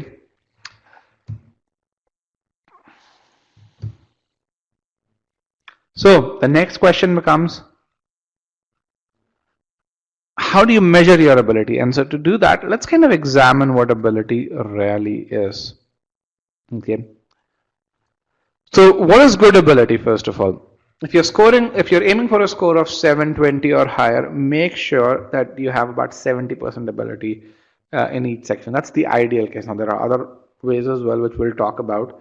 But if you are to go off from one section to another, make sure that you have 70% ability. Not 70% accuracy, but 70% ability. So then comes the question, how do you measure ability? Okay, and we'll talk about it. But at a very fundamental level, the way to prepare efficiently is you study a section, you master it, and then only move on to another section. So if you're a first time test taker, when you start with a particular section, let's say number properties or sentence correction, so you'll start with about a 30% ability. That's what most people do. Study, measure ability, make sure you get to that 70 to 80%, then move on to that next section. If you prepare for a particular topic and then you evaluate your ability and you're not able to get to that 70%, then what you need to do is isolate your weakness to really see what all areas do you need to work on to get to that 70 or 80% ability, and then focus just on those sections. And we'll show you how to do that exactly. If you are a retaker whose verbal score is greater than 30, you're most likely going to start at 50% ability. Again, the journey remains the same for you. Okay. So, what are some of the challenges? How do you know your starting point? How do you measure ability? You can measure ability using GMAT prep exams. The problem is they cost a lot. The second problem is you only get 6. The third problem is you've got to take the complete test, which is a wastage. And the tests essentially are computer adaptive overall. They're not designed to predict your individual sectional abilities. Even though they give you your sectional abilities, that prediction, your performance in SE impacts your performance in CR. So it's not an ability calculation in isolation. It's not a pristine ability calculation. And then it doesn't give you any areas of weakness. A private tutor would do that, but that's going to cost you a whole lot. So if you're an e-GMAT student, we have this tool called Scholarinium that is built on the foundation of ability. As I mentioned, GMAT score reports, the enhanced score reports were announced in October of 2014. Since beginning of 2014, we were already working on this tool, and we released this tool in January of 2015. This tool has ability at its core. You can take an ability quiz. There are 10 ability quizzes in SC, 10 in CR, 10 in RC, and another 12 ability quizzes in Quant that you have in this tool. It gives you your ability scores. It gives you the trends of your ability overall. In fact, it is GMAT Club's highest rated assessment tool. This is not just a mock test tool. This is a tool that helps you prepare efficiently. Okay, there's actually no other tool in the world that does that. In addition to giving you your ability, it also has analytics built in where it will tell you, let's say you have 60% ability, it will tell you why is your ability 60% and which are the areas that you need to focus on. So it will tell you your overall accuracy in subject verb, parallelism, comparison, and modifiers questions. And for example, in this case, this person to improve his SC ability would need to focus on comparison and parallelism. Here are examples of students who have actually focused and improved by focusing just on ability. Okay, you can really see this. Before e-GMAT, my accuracy was this, but post-verbal live workshop, which is the workshop that we talked about and that we introduced in 2013, he realized this is where he needs to improve. His accuracy was higher. Remember, his ability was low, and the workshop exposed that. He followed the process and he said, I've got to be consistent in how I approach questions. And then he was able to improve that to the 87 to 95% range. Okay. And then he talks about rethinking as well. This is a guy who improved from 600 to 740. So you guys, so we talked about score plateau, we talked about ability, let's talk a bit about timing, and then we'll combine all of this to get to that 30-day plan. Okay. So let me ask this question. How many of you believe you have a timing problem? Let me clear all answers. Get in a yes no poll. How many of you believe you have a timing problem?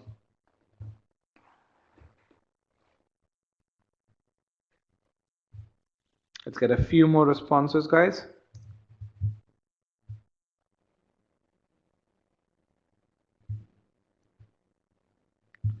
Okay, 5, 4, 3, 2, and 1.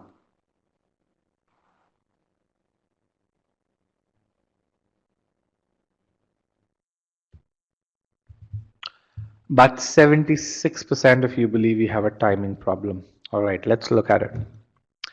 To understand why timing happens to be a problem, let's understand why do we take very long to answer a particular question. We're going to take an example of a critical reasoning question and more so an assumptions question. Essentially, what we talk about in this scenario is something that's going to apply to any question, by the way. So there are two ways to approach an assumption question. At e-GMAT, we really say you understand the argument, you pre-think the answer, and then you go and evaluate the answer choices. We're going to look at two students, student 1 who follows this approach, student 2 who does not follow this approach. So let's look at how does student 1 do this. Student 1 reads and understands the argument, takes about 40 to 45 seconds to do so, then spends about 15 seconds pre-thinking what the correct answer could be. And then after that, because the person already kind of has a good understanding of the argument and has done pre-thinking, goes to the answer choices, reads each answer choice one by one, and is able to get to the right answer in about 30 seconds. Student 2 does not do pre-thinking. He or she reads the argument, goes to choice A, reads choice A, and sees whether that could be the correct answer or not. Comes back, looks at the argument again to really make sure that that is to confirm his or her decision. Goes back, looks at answer choice 2, comes back to the argument again to confirm. Answer choice 3, comes back to the argument again, 4, and so forth. It leads to this back and forth, and as a result, the process of elimination step takes about anywhere between 60 to 150 seconds, depending on whether it's choice A or choice E, which is correct. Overall, it also leads to mental friction. It leads to a ton of wastage in time. By the way, anyone associates over here associates themselves with student 2? Can you guys do you guys associate yourself? Have you guys experienced this back and forth?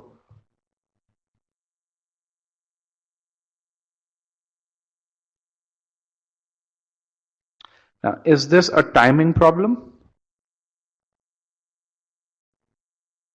A lot of you, about 90% of you have. But is this a timing problem?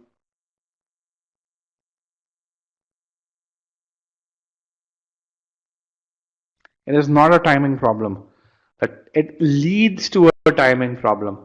The problem is strategy, process, or understanding. Okay, it's the lack of process. Remember this. A lot of, and I think this is something which I am very frustrated when I really see two things. When I really see people saying, I have a problem in timing, and please help me answer these questions quickly. One thing, timing is never a cause. Timing is a symptom. When I say it's a symptom, it shows that something else is a problem. Okay, the problem in 80 to 90% of the cases is the process. In the other 20% of the cases, the problem is focus or understanding of something which may be in the question. Okay, so that's something which is there, and that is going to happen. You are going to face some questions where you don't understand what's going on. If it's a practice environment, not a test environment, if it's an untimed practice environment, methodically apply the process and mark the answer which should be there as per the process. When you make a mistake, figure out why you made a mistake and then improve from there. For example, a lot of people, when they do boldface questions for the first time, don't understand what a consideration is. And that's okay. It doesn't mean you should go off process. Apply the process, get to the right answer. And then when you look at the solution, You would learn what consideration is so that the next time when you see the word, you don't make a mistake. Okay. People who continue to face problems with consideration don't do that step.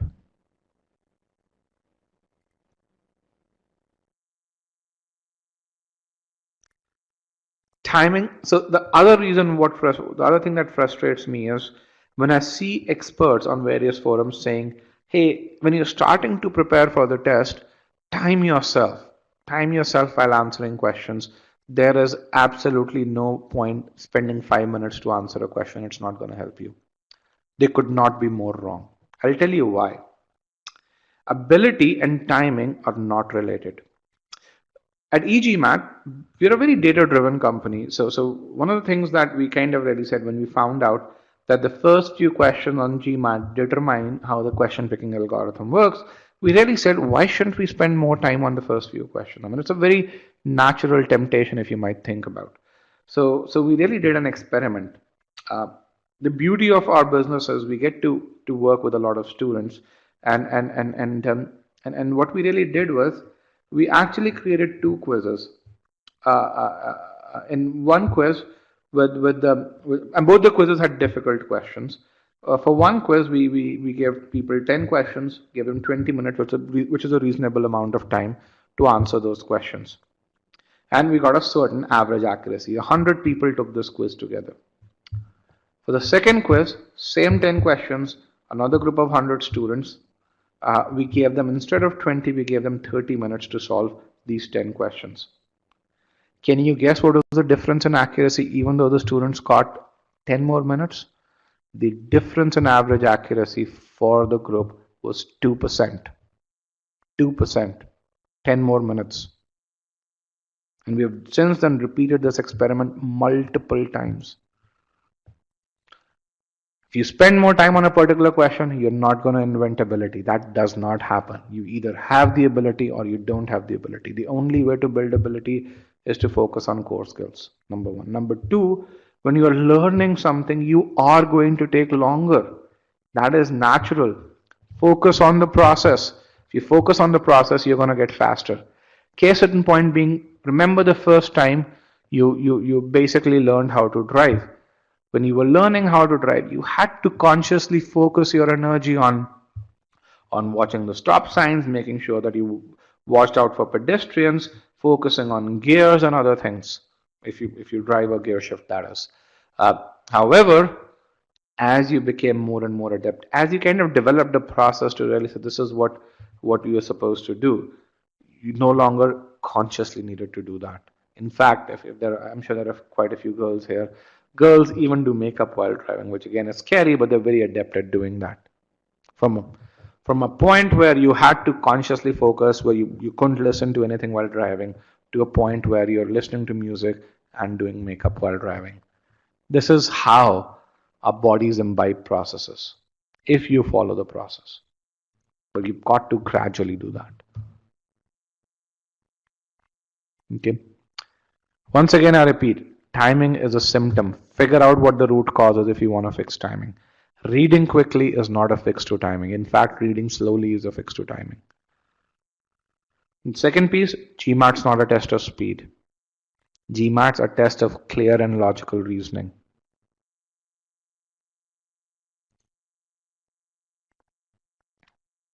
So I'm going to now talk about another very important piece of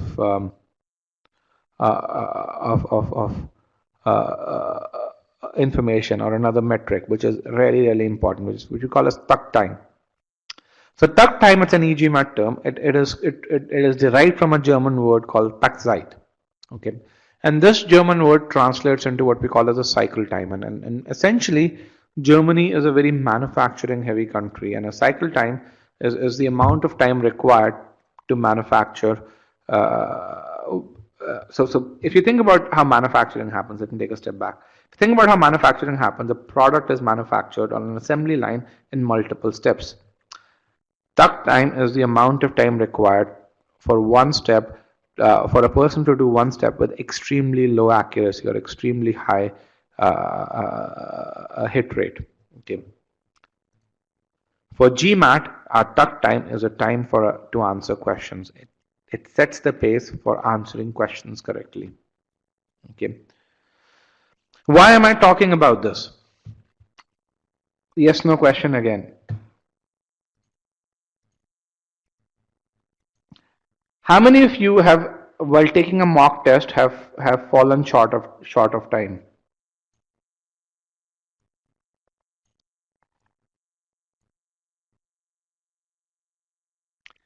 Let's get a few more responses.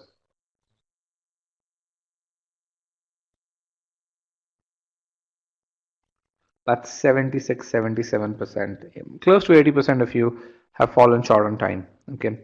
Now, what happens when you fall short on time? What do you do? Let's say you are on a mock test. You're at question number 30. You have 11 more questions to go, and you only have 15 minutes. What do you do?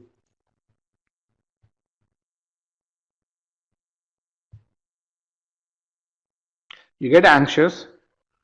How many of you try and rush through the questions? How many of you try and solve questions quickly?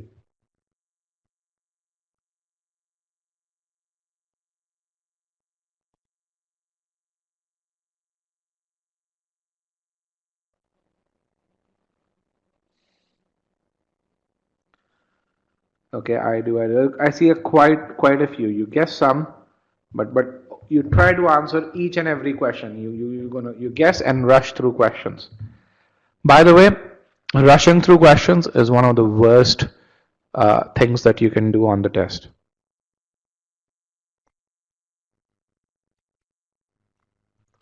So here's why tuck time is very important. I'll tell you what happens to our accuracy with regards to tuck time. Okay. When you go, let's say on a particular question type, if your tuck time is a minute 45, if you try and take, and for that particular question type, your accuracy is 80%. Okay. Now, if you try and solve the same question in a minute 20 or minute 25, so you take 20 seconds off that question, your accuracy is going to drop from 80% to 50%. Okay.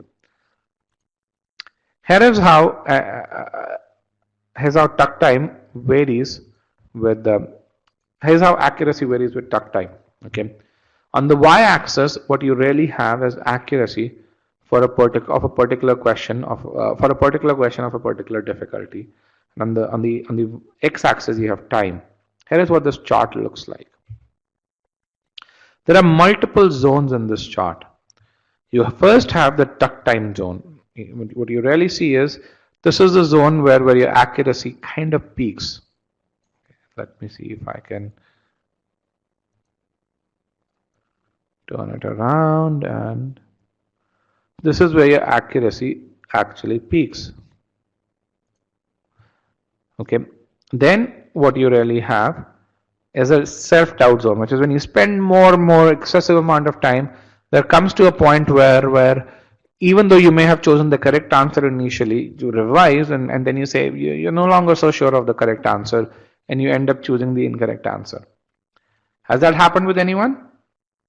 You solve a question, you mark the correct answer, then you say, let me revise it, and then you choose the incorrect answer. This is a self-doubt zone. Don't do that. Okay. And then you have the disaster zone. When you try and take 15 to 25 seconds off your tuck time, your accuracy on that particular question type precipitates to half, which essentially is really bad. Why? Because even when you have the ability, if you don't spend enough time on that particular question, that ability is not going to mature into success.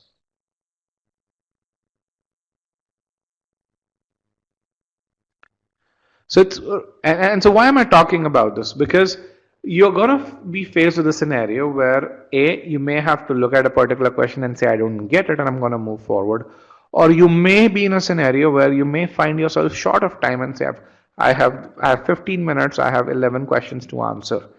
If I go by my tuck time, I can only answer 8 questions.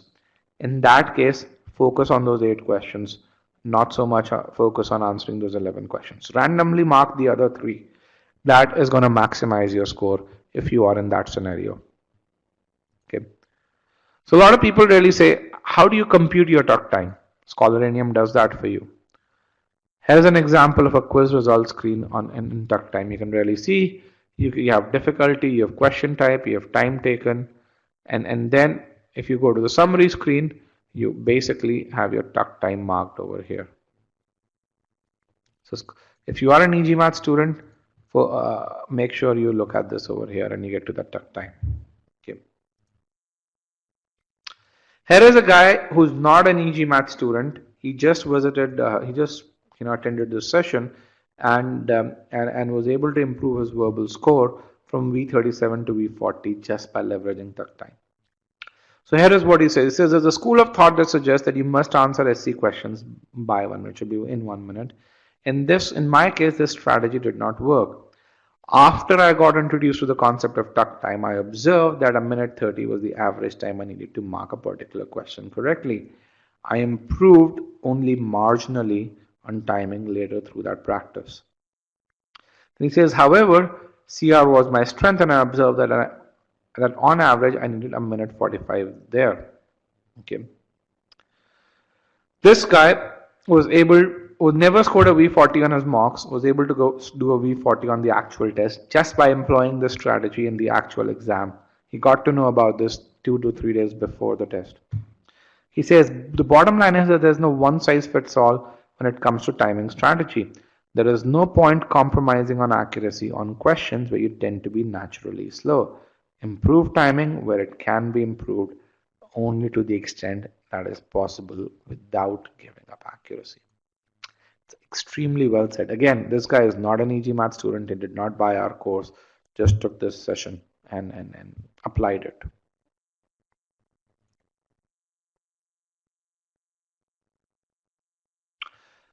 Here is another data point. This guy is an e-GMAT student. He improved from V34 to V48 by focusing on his strengths.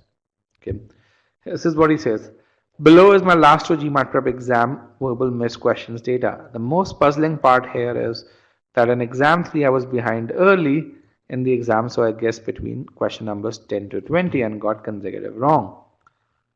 Also, the more important point here is that I was guessing regardless of whether it was my strength or my weakness. However, in exam 4, I was behind early, but I kept concentrating on my strengths and wasn't guessing unless and until it was my weak node. As a result, I had to hurry through and guess between question numbers 30 and 41. But the thing is that I got almost the same number of questions wrong, but my score now is 4 points higher. Again, same ability, just test taking strategy. Here is his data on exam 4. He got 5 questions wrong over here, just 1 question wrong here because he had ample time. Over here, where he got a V38, just 1 wrong in the first 10, 2 wrong in the 10 to 20. It's beautiful. He answered 6 questions incorrectly over here, got a total of 11 wrong, and was able to get a V38. Again, focus on duck time, maximize your score for a given ability. So, the recipe for success on the GMAT: improve your ability. Focus on improving ability first. And then make sure that you give yourself enough time for that ability to flourish.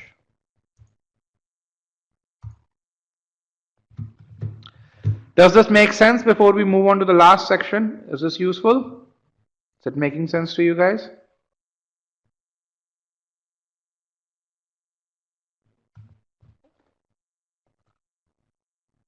Okay. So now let's talk about how do you create that 30-day plan by combining all of this information. Okay. So the first thing when you think about getting to a target score is set your quant and verbal target. Okay. How do you do that? It's covered in depth in strategy session 1. In fact, we will very soon be releasing a tool. And when I say very soon, as early as the next 12 days, maybe releasing a tool that will help you do this. Okay. So let's say a student wants to score 720. Okay. Based on his strengths and weaknesses, he says my strategy is going to be quant driven. I'm going to go for a Q50, and consequently I need a verbal score of 38. Okay, so that's your goal. 720. How you get there is Q50 and V38.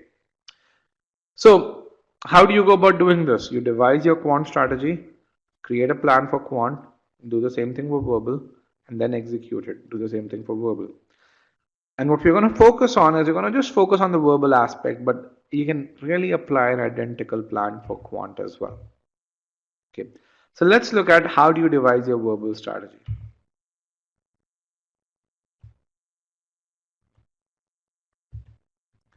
So the first thing, understand where you are currently, and then understand how can you get to the target score.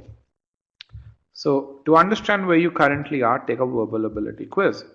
Let's say you take a verbal ability quiz and it tells you that you are at 50 percentile in SC, 50 percentile in CR, and about 40 percentile in RC. So I think if I remember correctly, it's a V30 score or something. Okay. So this is your current level. You know your percentiles in SC, CR, and RC.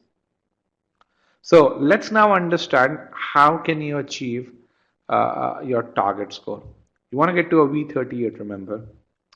So there are 3 to 4 ways to get to a V38 from where you are. You become excellent in SC and very good in CR, which means you get to a 90 percentile ability in SC and 80 percentile ability in CR. Consequently, you only need to get to a 60 percentile ability in RC. Or become really good in RC, become average in SC and CR. Or you become excellent in SC and RC and you only need to be just about okay in CR. All three will lead to a V38. Now you may be wondering, how do we know this? How many of you are wondering, how do I figure this out? Or where is this information? Right? The reason we know this is because we get thousands of enhanced score reports submitted to us and we've done reverse engineering, reverse simulations. And so and again, the tool that we release will allow you to do this on your own. So, but to get to a V38, there are these 3 ways. Okay. Now, can anyone guess why is it important to choose one way or the other? There are these 3 ways. Why is it important to choose, one over the other? So why is it important whether you choose this or this or this? Good.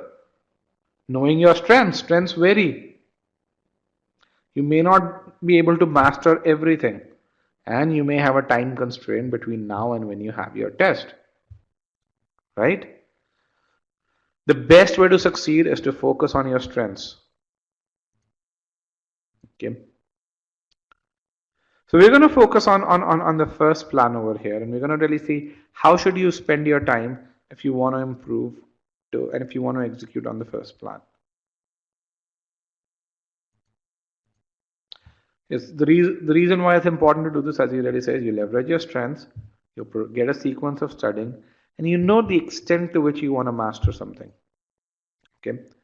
So how do you create your plan for verbal? The first thing that you really say is you ask yourself, what are the major sources? Where am I going to get the bulk of my improvement? That's going to be A from SC, where you want to go to 90 percentile, and B from CR. So the first thing that you do is study sentence correction. Okay. Make sure you improve from 50 to 90 percentile in SC. The other thing is, as you study SC, you read the arguments better, which improves your skills and your ability to create a logical structure. Then you improve your critical reasoning from 50 to 80 percentile. And then, whatever is left, you spend your time on the last section and improve. Here's another thing that you can see over here. Because you're aiming for a bigger improvement in sentence correction, you should devote more time to sentence correction and critical reasoning than to reading comprehension. Okay. So how do you execute your plan? Let's say you're starting today. For the next 7 days, learn sentence correction from the e-GMAT SC course. Okay. Then take an ability quiz. Take a custom quiz. Look at the areas that you still need to focus on. Study those areas again in days 8 to 10. Refine. Take a couple of more custom quizzes, then take another ability quiz and make sure that you reach to that 90% ability. The reason why we have 10 ability quizzes in sentence correction is so that you can do that. Do the same thing with critical reasoning. Learn critical reasoning. Refine critical reasoning in days 18 to 20. Take custom quizzes and ability quizzes in Scholarium to figure out and isolate your areas of weakness. And then once you do CR, take another SC ability quiz just to make sure you're still at 90 percentile ability. And then learn RC for about 3 days. Remember, you're only aiming for 60% ability in RC. You've mastered SC, you've aced CR, your RC and inference should be improved to a certain degree already. Here is how you can go from in 20 to 24 days from a V27 to V38. It's data-driven approach, it's planned approach, you know where you want to improve. You can measure your improvement. You've measured your improvement about 5 times during these 24 days using very focused assessments.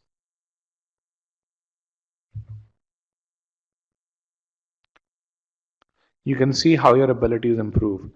SC starting from 50 to 90, CR starting from 50 to 80, and RC going from 40. As you do SC and CR, it will improve to 50, and then as you do focus studying, it will improve from 50 to 60.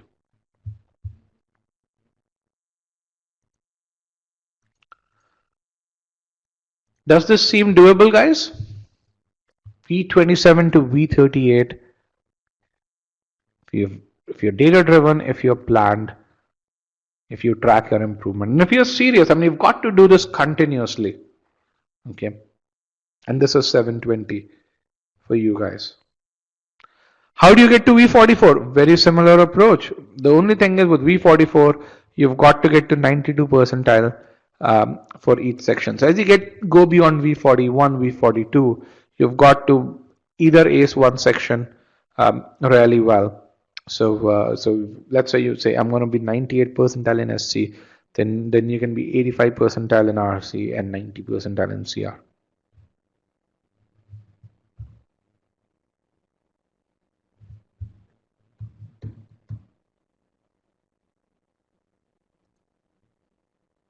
So when you take an SC ability quiz, you can get this data over here. It will tell you which sections to focus on. When you focus on those sections, you can go to the e-GMAT SC course, do the video lessons, do the quizzes. So this is the parallelism part over here where you start with how do you identify and correct parallelism errors? How do you focus on markers in parallelism? What are some of the helpful tips? How does OG look at imperfect lists and what are the forms of imperfect lists that are parallel? What is the relationship between the grammatical aspect of parallelism and the logical aspect of it? You go through this, you revise this, you will improve your parallelism accuracy from what it was over here, 50% to 70 to 80%, which is what you need to be. Similarly, you can do the same thing with comparisons. I mean, we have one of the world's most comprehensive courses on as versus like, in general in comparisons, and ellipses as well. So as you go through this is focused study, this is focused assessments. Once you do that, you can then take a custom quiz. You can really see, you can select what all kinds of questions that you can that you get, what all difficulty levels do you want to get, how much time do you want to give yourself, and then you can track your improvement. Then take another ability quiz to really see that you've hit that 90 percentile mark in SC. So what are the keys to execution? I've now come towards the end of the second part. First of all, you've got to be focused. You've got to devise a strategy which is based on your strengths. You know, we said Q50, V38. It's really important you focus on that. Then you've got to understand that you're learning core skills. Tricks don't work on the test. Core skills work. Okay. If you don't focus on your core skills, you will not improve. There's one thing that I tell people. I say, you know, when you're studying, focus on learning. Don't worry about the score. If you focus on learning, the score improvement will automatically happen. GMAT's not rocket science. You can ace the test quite easily. At every stage, you've got to measure your strengths, evaluate it, focus on what's still your weakness, and go and revise that part. Leverage both ability quizzes and custom quizzes to track your improvement. Remember, as you improve over here, you improve on your overall scores. Okay.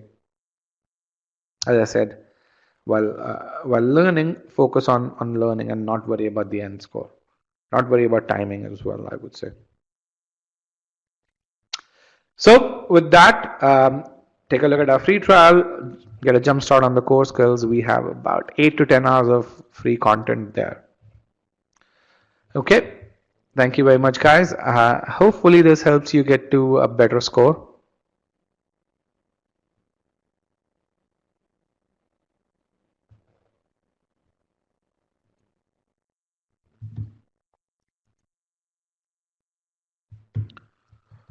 At this point in time, we will get to an open-ended Q&A.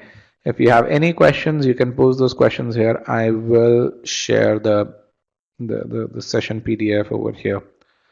For those of you who will be looking at the recording, you can also download the session PDF from the recording itself. Let me also share the session calendars, and I'm also going to share the solution, the detailed solution to the one question that we solved in this particular webinar.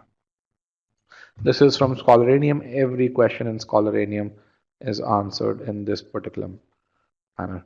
And thank you so much for the appreciation, guys.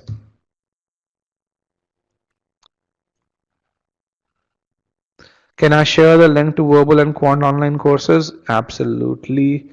You can get the links from here. Hold on.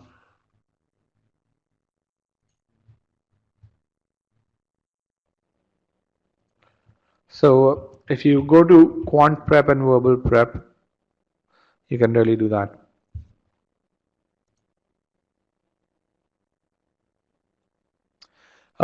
Can you buy just Scholaranium and gauge different ability levels? Yes, you can.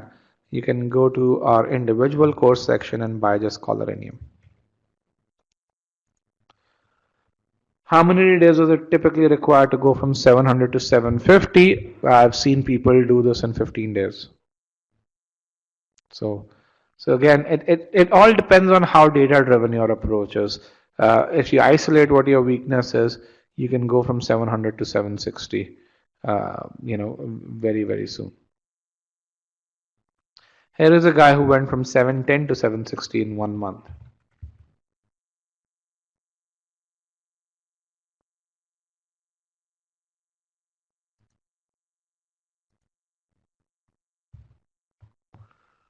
How much time should you spend in RC questions, including reading the passage?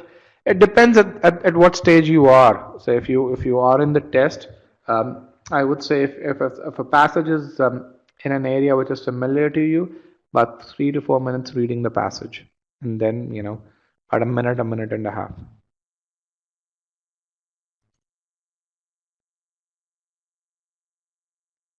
Suppose the questions in Scholaranium get exhausted. Can we reset them or can we get add-on questions? So if the questions in Scholaranium get exhausted, first of all, they shouldn't. There are lots and lots of questions. There are more questions than you'd get with 10 full-length mocks. And by the way, our courses, the questions in our courses are completely different, so it should not. But if they do, you can create custom quizzes and really get questions from the answer question pools that you've already answered.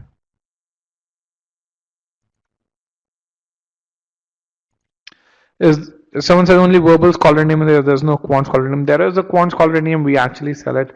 I think we have to just update our buy page. You just write to me as Rajat at e-gmat.com and we will send you the link to both verbal as well as quant Scholaraniums.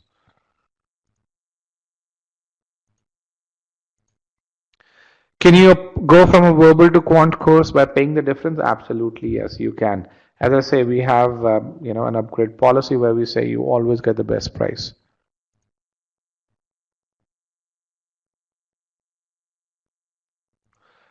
How can I register for all sessions? Do I need to buy e-GMAT, or as I'm a member of GMAT Club, can I register from them? So no, so we are one of the partners. GMAT Club has multiple partners, so you've got to buy our courses if you want to register for all sessions. If you want to register for all sessions, buy GMAT Live Prep. If you want to register for verbal sessions, buy Verbal Live Prep. And for quant sessions, buy Quant Live Prep.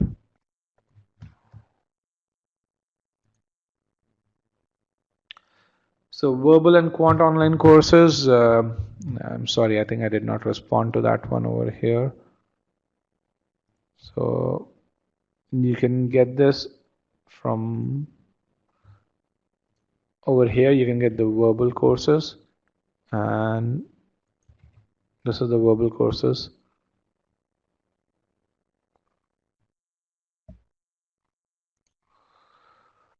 Rahul says my GMAT is on 23rd of May. What should be the plan and how much time should be devoted to quant and verbal? So Rahul, you need to first decide your quant and verbal strategy, number one, which is what is your target quant score, your target verbal score.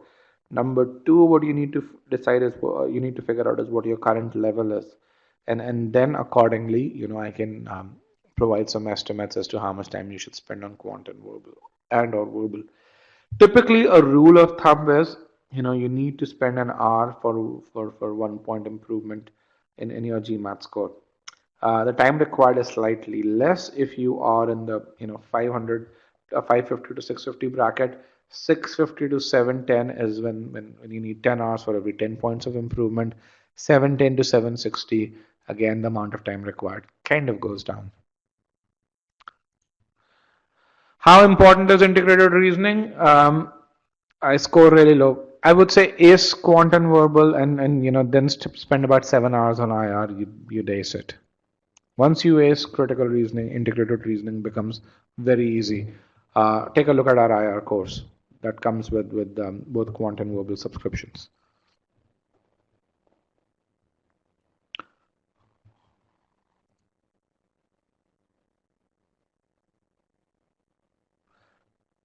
Sashim says, I'm starting my prep and my exam in August. I'm aiming for upwards of 720. Could you guide what should be the plan to go about it? Again, step one, define your quant and verbal target scores. Step two, if quant's your strength, starting from quant and make sure you get to your target abilities, then focus on verbal. If quant is not your strength, then start with verbal and follow the same process. That's a very high level plan. Again, use the same tracking mechanisms that we talked about over here, where you measure abilities constantly, focus on one topic and master it. Now remember, every e-GMAT course comes with a very detailed study plan that enables you to do this. Do retakes affect the chances of college intake? Not so much. I mean, most schools, when I say most, 95% of the schools look at your best score. And they really look at it positively if you've taken multiple attempts to improve your score. I'd taken the GMAT twice. The sole reason why I took it twice was because I wanted to make sure that I have a high enough score so that I get a full fellowship, and I didn't pay a penny for my MBA.